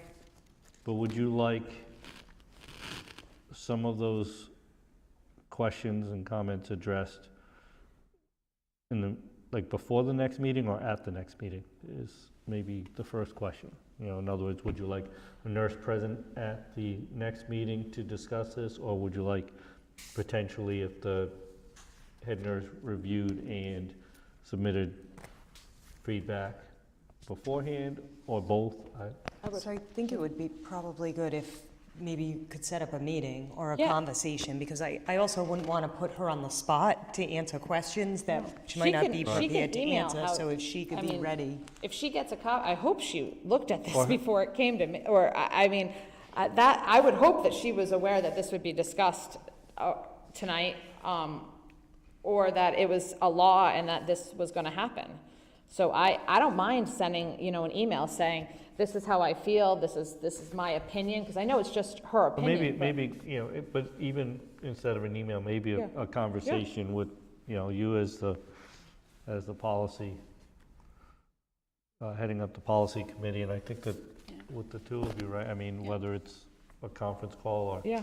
But, yeah, because emails maybe won't be as thorough, but, have a discussion and come back for. It's a topic that I'm not too familiar on, so I would definitely feel a lot more comfortable in having that conversation with whoever that nurse is, just to kind of fill us in on, you know, on what this means in practice, because, you know, procedure and policy is one thing, but in practice, sometimes it's very much different. So I would feel a lot more comfortable in having that conversation, especially seeing as what this topic is also about.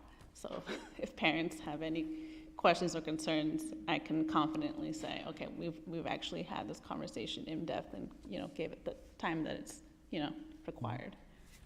So you can coordinate that. Yeah, I mean, my other thing is, you know, I would hope that there'd be an ongoing conversation between the physician and the nurse that has the ability to do that, so we know that they are seeing that physician, that person goes to that physician, and that person is a patient of theirs.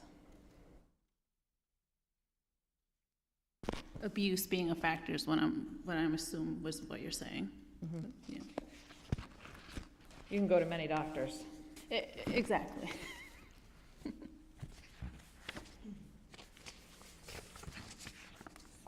Okay. So we'll do that. So superintendent will work with Ms. Azanera, Ms. Boshain, and the head nurse. There's one more question. Does this have a date of when the state needs us to pass this? Is this a get it done? Yeah.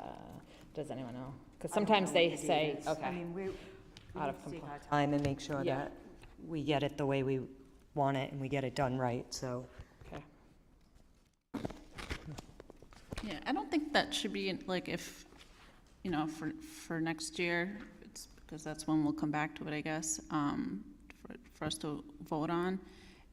As long as it's not, you know, some student isn't getting reprimanded for use or something like that between now and then, I don't think it'll be an issue in not having it implemented, you know, ASAP.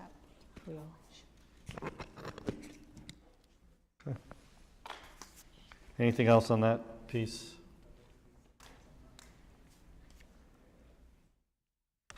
And the last one is the anti-hazing policy. Okay, so,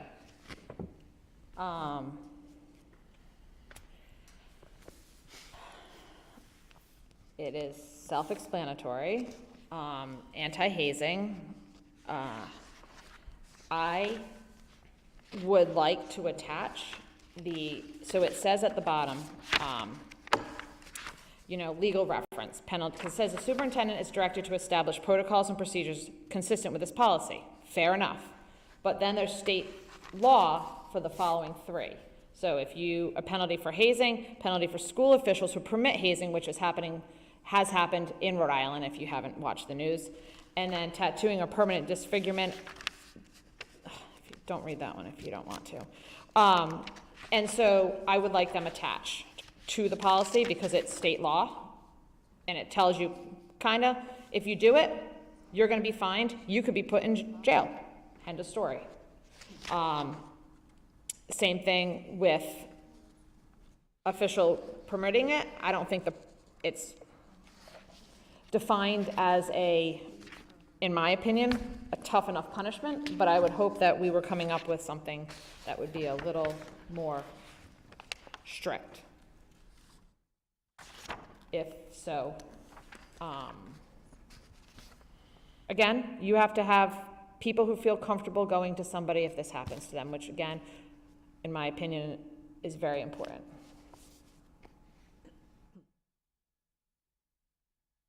Yeah, I would have liked to have seen what the potential for our district, like what the penalties are if someone's going to reference a policy, so the expectations are set. Because it says legal reference, but again, I mean, like Jessica said, is that required by law? That 1121.1, whatever that is. Is it, if the law is dictating, then what is this policy alluding to with establishing protocols and procedures? I understand the difference between policies and procedures, but I'm not sure. I also want to make sure that if this policy goes forth, that this policy is in the hands of every educator or staff member that works through the district, so they are aware what the definition of hazing means, because there are quite a few examples of what hazing is, going from, what we all know as hazing to other forms, like forced physical activity. So I think it's extremely important that all of our policies are looked at by all of our staff. Are we going to intend in including, because this, it's not the procedure itself, but failure to report hazing, I guess, from an administrator, is that something? Because I don't think it's on here, because it just basically addresses, the actual act of hazing, but what about if there's knowledge in it and they fail to report, is my question. Like, what would be the district's action from there? Because my concern is, if someone turns a blind eye just because, that's what's usually been done. And not at this school is what I'm saying, but that's from all the anti-hazing courses I've had to take in college, it seems to be what tends to happen. So unfortunately, the general law states that you can be fined between $10 and $100. That's it. That's it. If you knowingly permit of hazing. This one says misdemeanor, no more than 100. Oh, she's got it updated.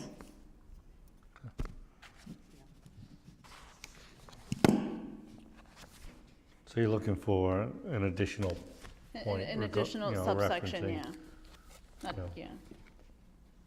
Staff or? For for failure of either looking into investigating further, or for failure to report it at all, I guess. Okay. If a school official sees it, that's it. Because there's always an investigation portion too for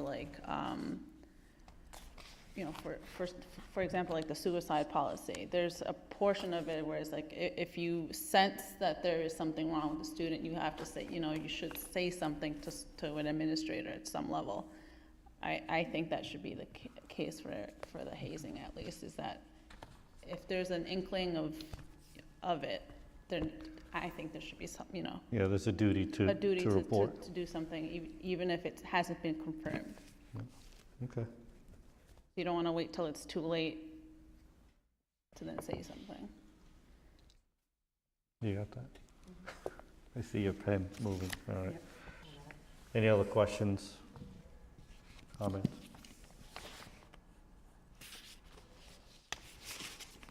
No? Okay.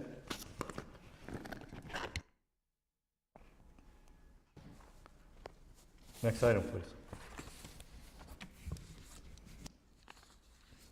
Next item is the Building Committee report by Joel Montero. I know him.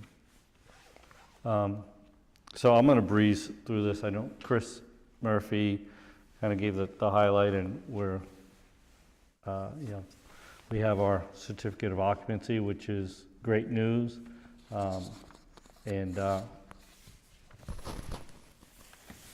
Yeah, I think just to provide a little more information or status, you know, the elephant in the room, that the 30-inch drain pipe that Mr. Murphy alluded to, that continues to move forward.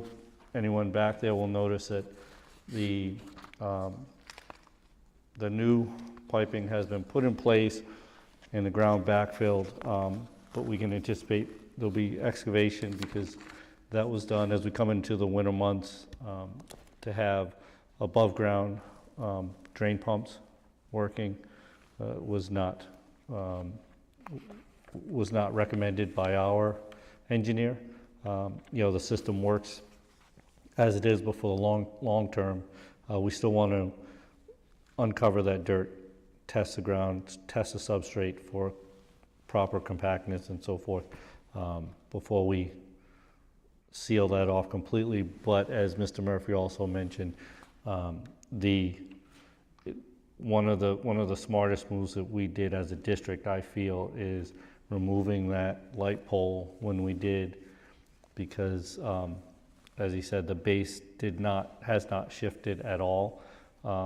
So assuming that when we complete the ground testing and ensure that all of that substrate is proper and dense and meets the specifications, and we place concrete over that, that base will be ready to receive that light pole once again, without any further work being required, considering it's a 20-foot deep foundation on that light pole. So had that 100-foot pole stayed up, through some of the winds that we've had with that open ground, who knows, you know, so that's good news. The other thing that's outstanding, you'll notice we still have the temporary lighting up on Pawtucket Avenue with that left lane turn into the school across from the shopping plaza. And we continue to work with the city of East Providence to coordinate the movement of that water drain that sits underneath that light, that existing traffic light pole, which is why we can't put the new one in just yet.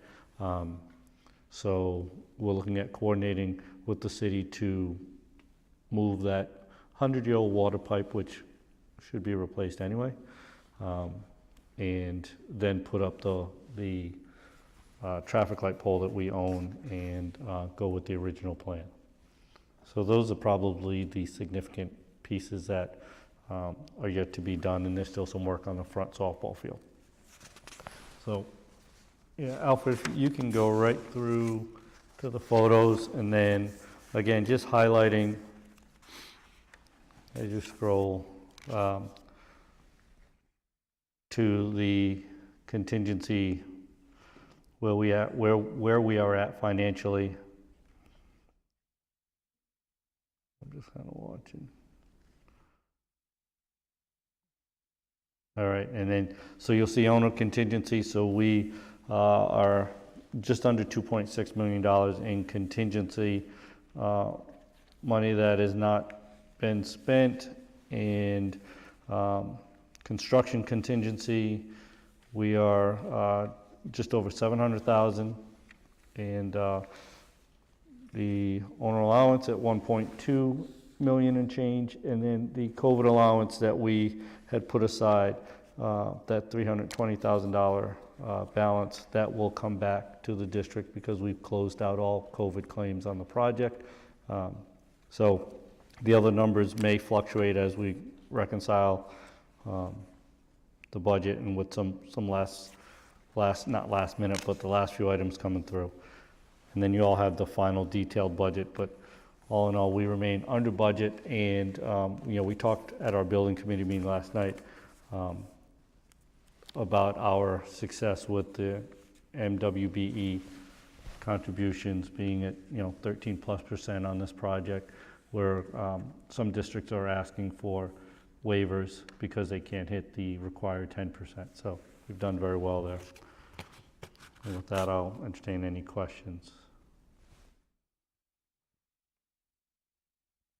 Okay. Well, I thank you, and I thank you for allowing me to relay this information over the last several months or years as it's gone. So with that, we'll move on. Next item, please. Next item is action items. Consider and vote to approve bill list. Questions, comments, or a motion? I'll make a motion to approve. We have a motion by Mr. Brandel. Do we have a second?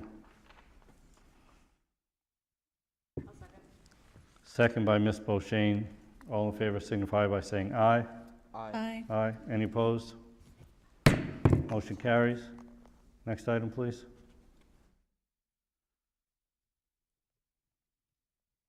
Consider and vote to approve EPLAC 2022-2023 board members. Questions, discussion, or a motion? Move to approve? Motion by Ms. Azanero. Do we have a second? I'll second. Second by Mr. Brandel. All in favor signify by saying aye. Aye. Aye. Any opposed? Motion carries. Consider and vote to approve 2023 school committee meeting schedule. Questions, comments, or a motion? I'll make a motion to approve. Motion approved by Mr. Brandel. Do we have a second? Second. Second by Ms. Azanero. All in favor signify by saying aye. Aye. Aye. Any opposed? Motion carries. Consider and vote to approve award of HVAC services for EP High School. Mr. Enos will speak to this.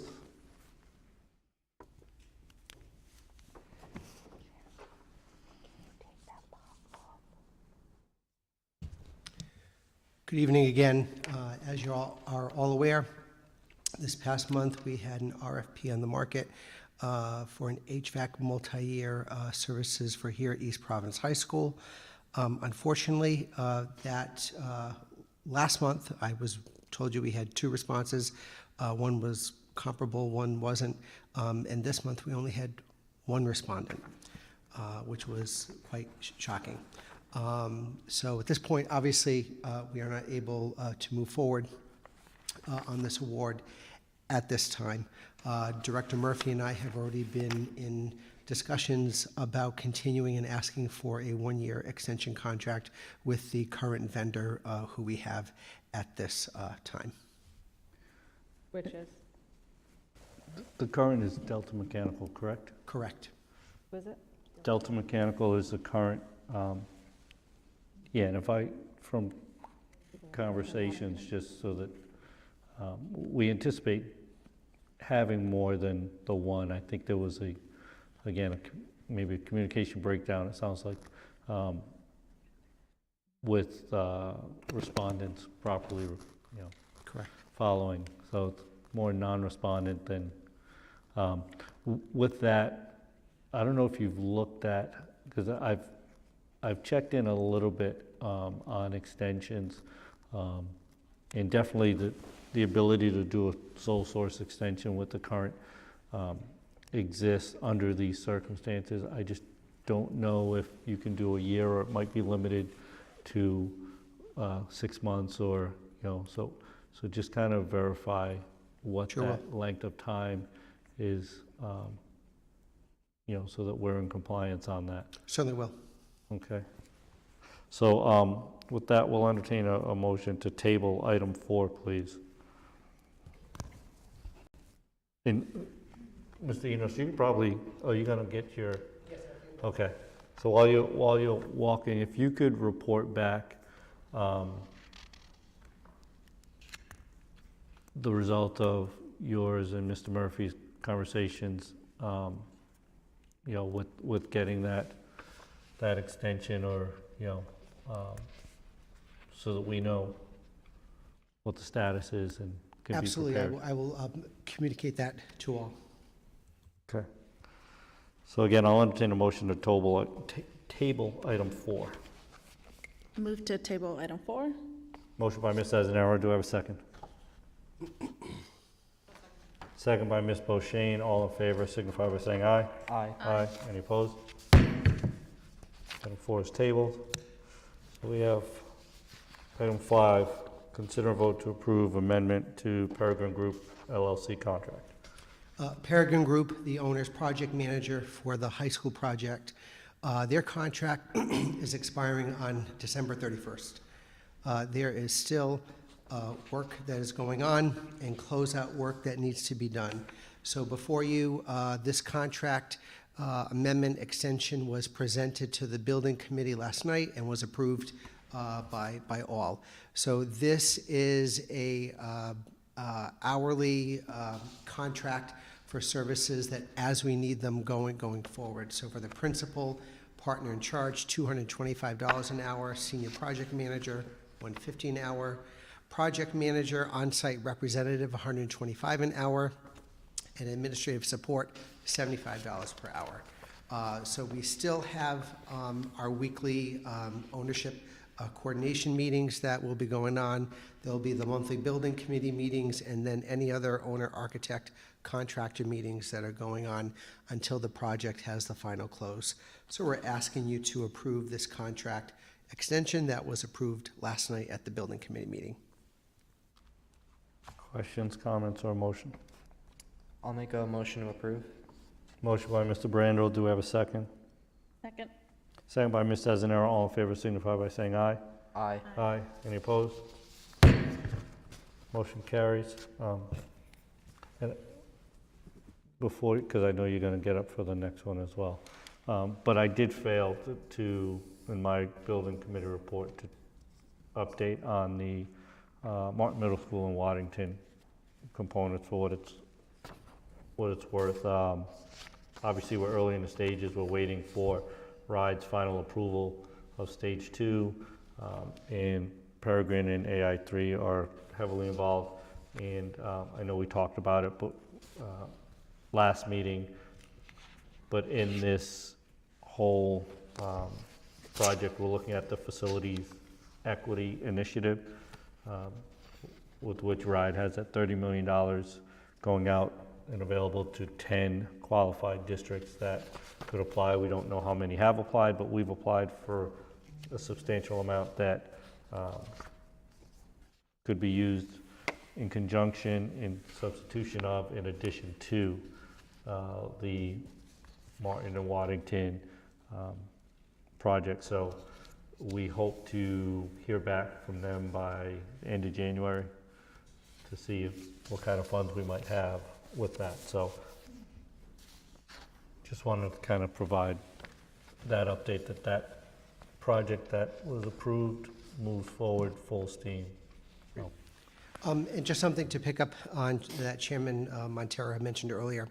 So the MWBE participation here for the high school building project, it really is something that this community should be very proud of. 14.4%.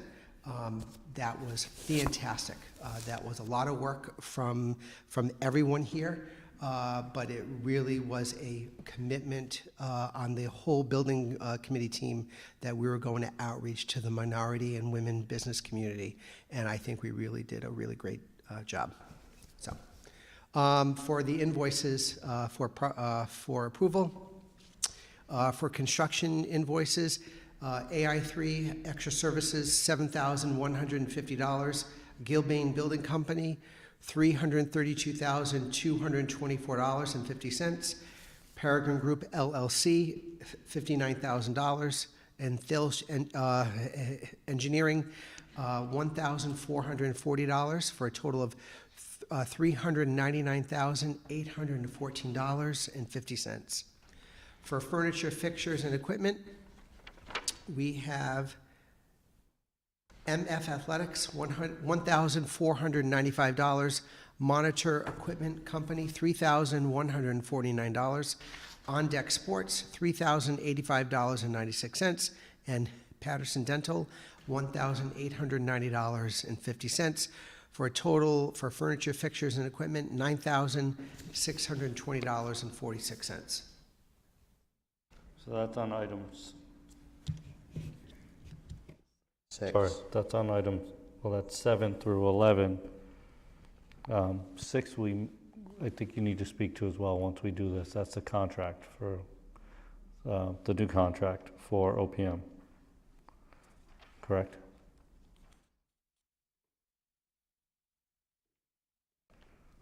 Right, so item 6 would be, we also have to vote on the contract for project management services moving forward. But that being said, Mr. Enos just went through items 7 through 11 on the invoices. Is there any questions, discussion, or motion? I'll make a motion to approve items 7 through 11. Motion by Mr. Brandel, do I have a second? Second. Second by Ms. Azanero, all in favor signify by saying aye. Aye. Aye. Any opposed? Motion carries.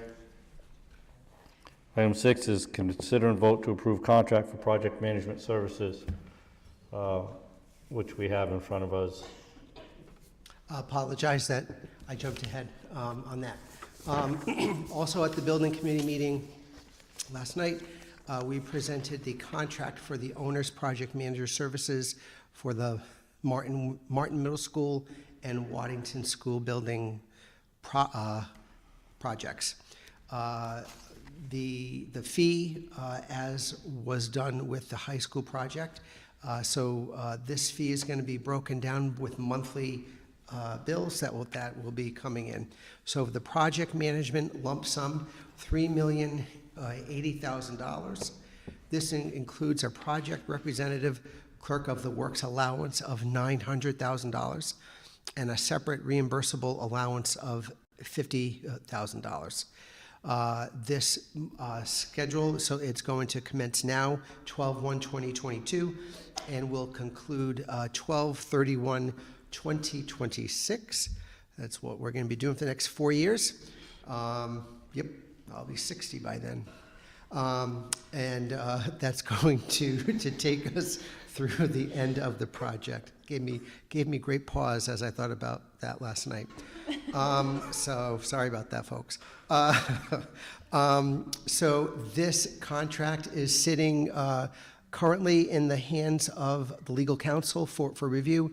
The contract itself is very similar to the contract that was approved for the East Providence High School building project with a few minor tweaks. This contract was approved last night by the building committee as well for the Martin Middle School Waddington building project, with the caveat that it is approved pending the approval of legal counsel. So I'm here tonight to ask you to do the same, to approve this contract pending the approval of the legal counsel. Thank you. Questions, comments, or motion?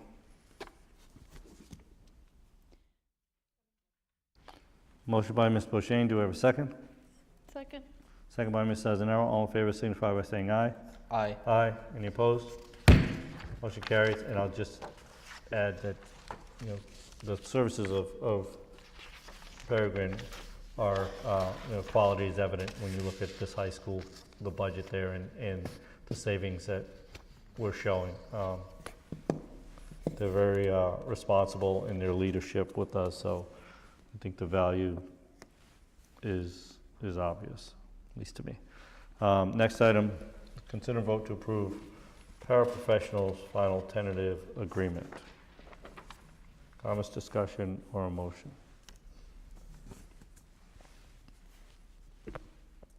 I'll make a motion to approve. We have a motion by Mr. Brando. Do we have a second? Second. Second by Ms. Azanaro. All in favor signify by saying aye. Aye. Aye. Any opposed? Motion carries. And I want to thank the superintendent and Ms. Chase and her team for being able to work through this in such a professional, informal manner, if you will, to arrive to where it's at. So, next item, consider and vote to approve suicide crisis policy, second read. I'll make a motion to approve. We have a motion to approve, and I will add with the grammatical edits that Ms. Azanaro will submit. To a motion by Mr. Brandel. Second. Second by Ms. Azanaro. Do I have a, all in favor, signify by saying aye. Aye. Aye. Any opposed? Motion carries. Consider and vote to approve contract for information technology coordinator. Questions, comments, or a motion? Motion by Ms. Beauchene. Do we have a second? Second. Second by Ms. Azanaro. All in favor signify by saying aye. Aye. Aye. Any opposed? Motion carries. Consider and vote to approve updated 2022-2023 school calendar, as the superintendent informed us. Do we have a motion? I'll make a motion, but can we please get information into the parents' hands ASAP after tonight, that it will be a half day, in June, and that there is no school the Monday after New Year's, because I think people need to know that, and they need to know it and hear it so many times. I think it's very, very important. We were the only district that was going to have school, and we've come to realize that that can't happen. So I just want to make sure that numerous reminders get sent out. Motion by Ms. Beauchene. Do you have a second? Second. Second by Ms. Azanaro. All in favor signify by saying aye. Aye. Aye. Any opposed? Motion carries. 16, consider and vote to approve updated building committee membership list.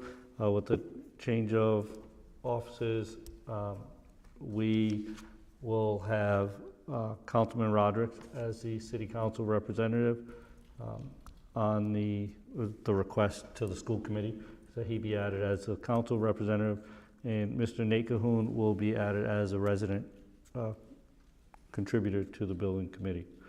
So that is up for consideration and vote, please. I'd be happy to make that motion. Motion by Ms. Beauchene. Do we have a second? Second. Second by Ms. Azanaro. All in favor signify by saying aye. Aye. Aye. Aye. Any opposed? Motion carries. 17, consider vote to return complete care and control of the Oldham building on Bullocks Point back to the city of East Providence. Do we have a motion? I'll make a motion to approve.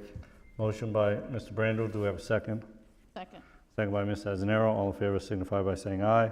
Aye. Aye. Any opposed? Motion carries. 18, consider and vote to approve K-1 ELA curriculum. I'll make a motion to approve. Motion by Mr. Brando. Do we have a second? Happily approve. Not approve. Happily second. Second by Ms. Azanaro. All in favor signify by saying aye. Aye. Aye. Any opposed? Motion carries.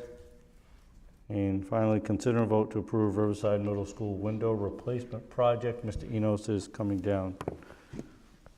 I feel like we've been talking about the windows for a year now. Yes. Good evening, everyone, again. So I'm asking tonight if we can table this motion. So we've had a process going on for this bid response. When we had the tour with prospective vendors, we had about 6, and we had 2 responses that were received. Mr. Murphy and I have been spending the last few days poring over the responses and feel that at this particular point in time, We would like to go out again for one more time to see if we can get a couple of more responses. With the schedule, with the provided schedules that the vendors had given us, it's really not going to affect the project at all. We can still complete it within the time frame that we need to. However, given the scope, and it really is going to be a big project that's going to be happening to that school, we feel that we want to take a little bit more time, and we want to get this done right. So just asking tonight if we can table that, and we will bring it back to you for next month. Thank you very much. Entertain a motion to table? Question. Yes. When you bring it back, can you just be prepared to tell me if the work is going to be done during school hours and Absolutely. and if school will be disrupted? Not that behind the school, the construction there is disrupting enough sometimes, but if you could just get me some information. Absolutely. Thank you. Be more than glad to. Through the chair, quick question. No, you're good, you're good. I just had dawned on me something, and I just want to ask them, because I can ask them still. The paraprofessionals contract, does it have to go to city council still? I don't know, I don't remember how that worked. I just want to. I don't think so. I can't remember. I'm not sure, I gotta look into it. Okay. We just discussed that Yeah. Oh, before. see, great minds. Yeah. Yeah, I mean, I believe so, Okay. which, because it always seemed like it contradicts, What we do? Title 16. Oh, yeah. you That's know. why I thought I'd ask. Yeah, because it's budgetary and they can't dictate how we manage our budget, but yes. So I'll entertain a motion to table item 19. I'll make a motion to table. Motion by Mr. Brandel, do I have a second? Second. Second by Ms. Azanero, all in favor signify by saying aye. Aye. Aye. Any opposed? Motion carries the table 19. Next item is public comments to non-agenda items. Is there anything on there, Mr. Murphy? Oh.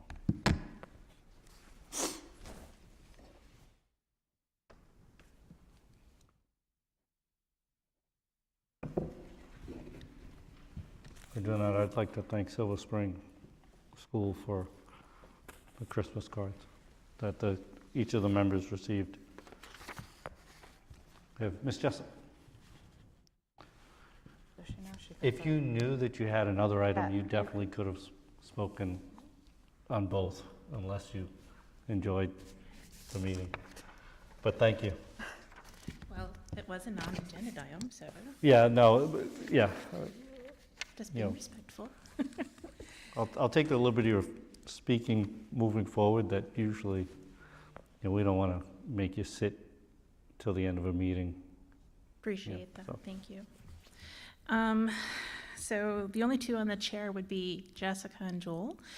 Approximately 9 years ago, I came in front of you as a committee in reference to my concerns about the middle school grading system and how I have had it affect my own children, and how I don't understand the GLEs, and how transitioning from the elementary grading system to the middle school grading system, and how the elementary kind of paints a fuller picture of the child's production in regards to the ELA reading and writing. We have those subcategories on the report cards. They get the 2s, the asterisks, or whatnot. Back then, I was speaking on behalf of my son, and he left 5th grade receiving 2s and 1s. And according to some of our own internal, I guess to say, like, closer to what we have now with the iReadies, is that my child was performing on the 3rd grade level. We had the traditional summer slide. Getting into the 6th grade, first quarter, he received an A. And if I didn't dig deep and not know that that A was not a full reflection of what my son is actually performing on, I would have been jumping for joy. But actually, I was jumping out of concern because I knew that he wasn't really performing an A standard for the 6th grade. So now I'm coming back to you, and 9 years later, I'm in the same boat with my daughter, who also has dyslexia, and who also received 2s in ELA reading and writing and had those asterisks in those subcategories. And now, again, quarter 1, 6th grade is, I believe it was a B this time, but she does average between a B and an A. And so I'm still confused as to how that is a reflection upon my child, because according to iReady, she is between the grades 2 and 6 on the ELA scales. So I don't know how to use that discrepancy and how I can, as a parent, understand that she's receiving this grade knowing the other part of it. And I know that the iReady is not the end-all, as you had said, Jess, but it does go into those deeper subcategories. So I'm just trying to figure out if there's any way that you can help me as a parent understand where this grading, and I'm not saying there's any fault of the teachers whatsoever, but what I'm saying is that it's very confusing to me as a parent. If I was uneducated and not knowing the subcategories of what my child has been struggling with, I would be jumping for complete joy that my child went from a grade of a 2 to an A in 6th grade. So if anybody can lead me in a direction to understand that, or if there's any way to add to our middle school grading system to incorporate some of those subcategories like we do in elementary, that would be helpful. Because again, back then I stressed to you about how those grades affect children who have IEPs. And unfortunately, I warned you back then how that I kind of foresaw how it was going to affect my son. And unfortunately, it did. His IEP was pulled because of those wonderful grades. And I'm not saying that he didn't fully deserve those grades, but he never got to finish his goals for his IEP. And I do not want that happening to my daughter. Thank you. Thank you.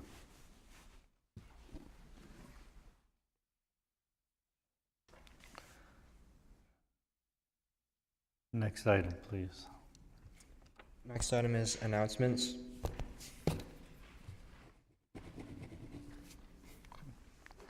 Again, I would like to thank everyone who received a card, I assume. Well, actually, yeah, from Silver Spring, so again, thank you. And I'll take the time to thank the district and the community and the voters, and first and foremost, my wife and my kids for, I don't know, maybe they were happy to let somebody else have to deal with me for 10 years, but it's been a challenge, it's been a pleasure, it's been an honor. So thank you to everyone, and you know, I'm a pain in the neck, but my intentions are always good, and I rest my head on my pillow at night knowing that. So, but thank you. And I worked with amazing people, and now I have friends that I wouldn't have had otherwise, and have learned a lot. So I'm grateful. So thank you. So to trump Joel, which I try to do all the time, I'm not going to give him the last word. When I entered the school committee, I really had no idea what I was getting myself into. The time commitment, the loss of family time, the bitterness on social media, the friends you make, the friends you lose. Joel and I have had a love-hate relationship for a lot of times, and that's because we didn't know each other. We were put on the school committee. I didn't know his family, he didn't know mine, we didn't know each other. And the best part is, we both don't always agree, so we have the best conversations. And in 99%, Joel gets his way, but that's okay, because he is more experienced in stuff. Last night reminded me of what a commitment you have to put in to sit here for 10 years. Not only did he sit here for 10 years, he sat at a building committee meeting, which According to him, I'm going to understand eventually. But I don't know when eventually is going to be, because I left there last night with the biggest migraine of my life because the information was so much. So to think that he did that to make this school happen is overwhelming to me. And it's a different level of commitment in volunteering, because that's what it is. It's volunteering. Sitting up here is volunteering. Yes, we do make $119.26 every 2 weeks, but it's volunteering.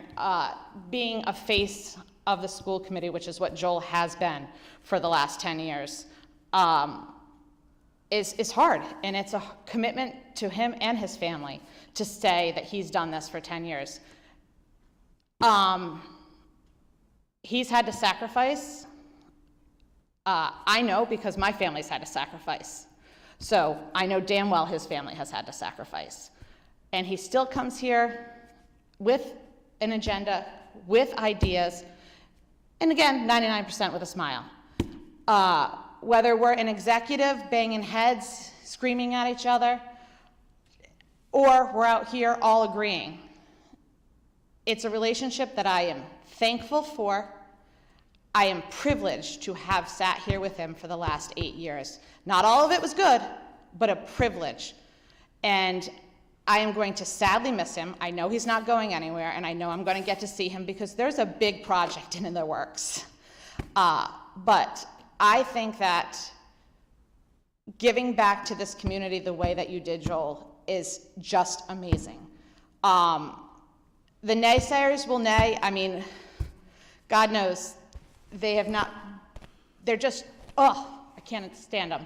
But what you have done is just beyond what people have brought to this. I mean, we've sat on teachers' contracts. We've sat on so many things. We've seen 3 superintendents I've sat here with you. And you and your group brought us this high school. And you should be damn proud of what you have accomplished. And I look forward to working with you in the future. And I hope that this committee continues in a way, in a direction that reflects what you have left us. So I thank you, and congratulations on your retirement from the school committee. Well, thank you. You're Thank you.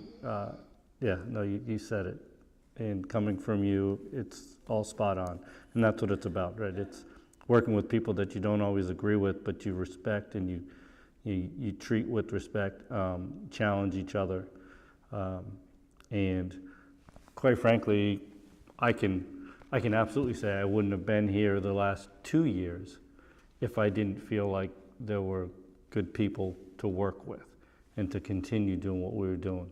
So, but thank you for those kind words and thoughts. And I look forward to working with you on the project as well. So I think when people put kids first and all the rest of it last and second and whatever, I think good things happen, and you have proven that and showed us that. So thank you. I also want to add on to that. Congratulations to your 10 years. It's much deserved. And thank you for your service as well. I've only been here for 2 years, but in that short amount of time, I've seen how much time, dedication, and patience it requires to be in the position that you're in, especially with the additional roles that you've taken upon yourself to give your time and expertise to. The city and the school district is very much fortunate to have someone who genuinely cares and has the best of intentions for everyone. And you've always considered, every single type of student when you've made decisions. You've always made yourself available to me to be able to join the school committee and learn and ask questions. And you've given me also that history part too, because you've been here for that period of time.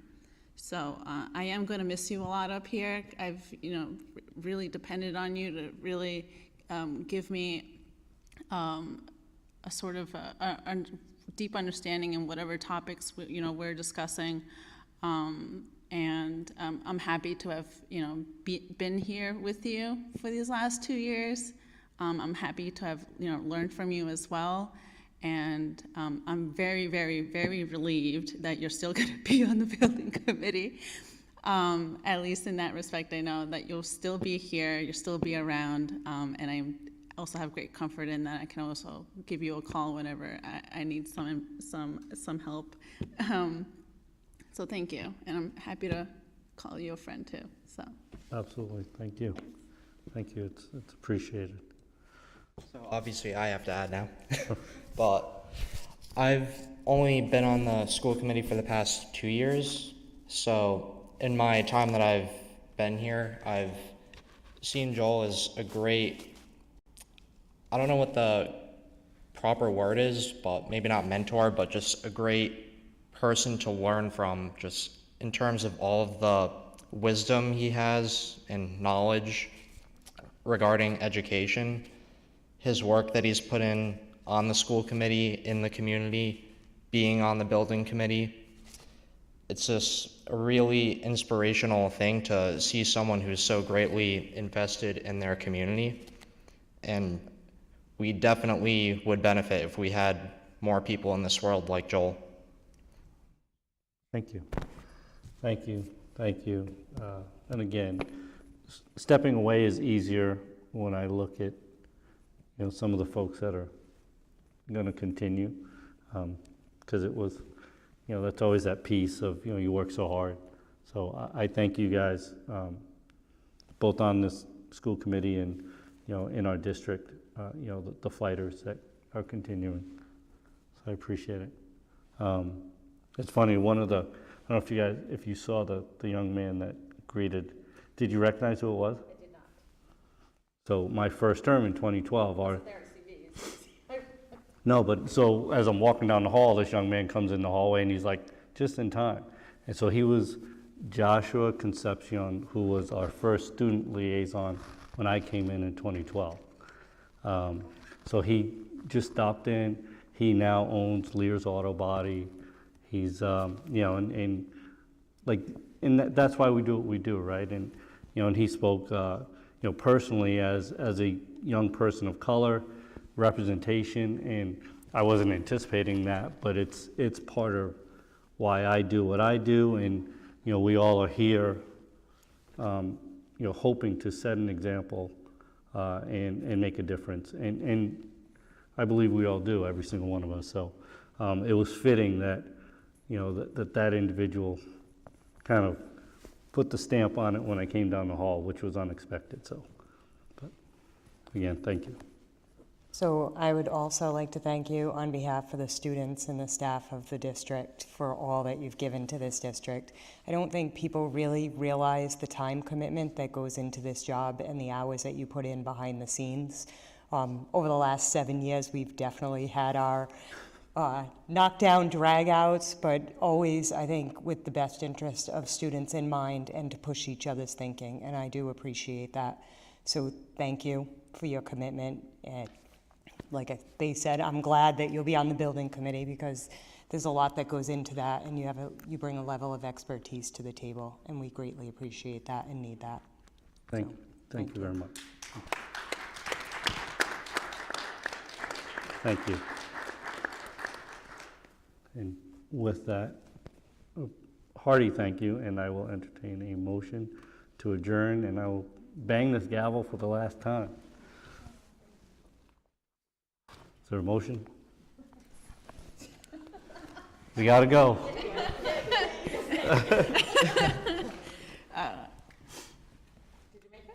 I'll make the motion. Motion by Ms. Azanaro, second by Ms. Boshane. All in favor signify by saying aye. Aye. Aye. Any opposed?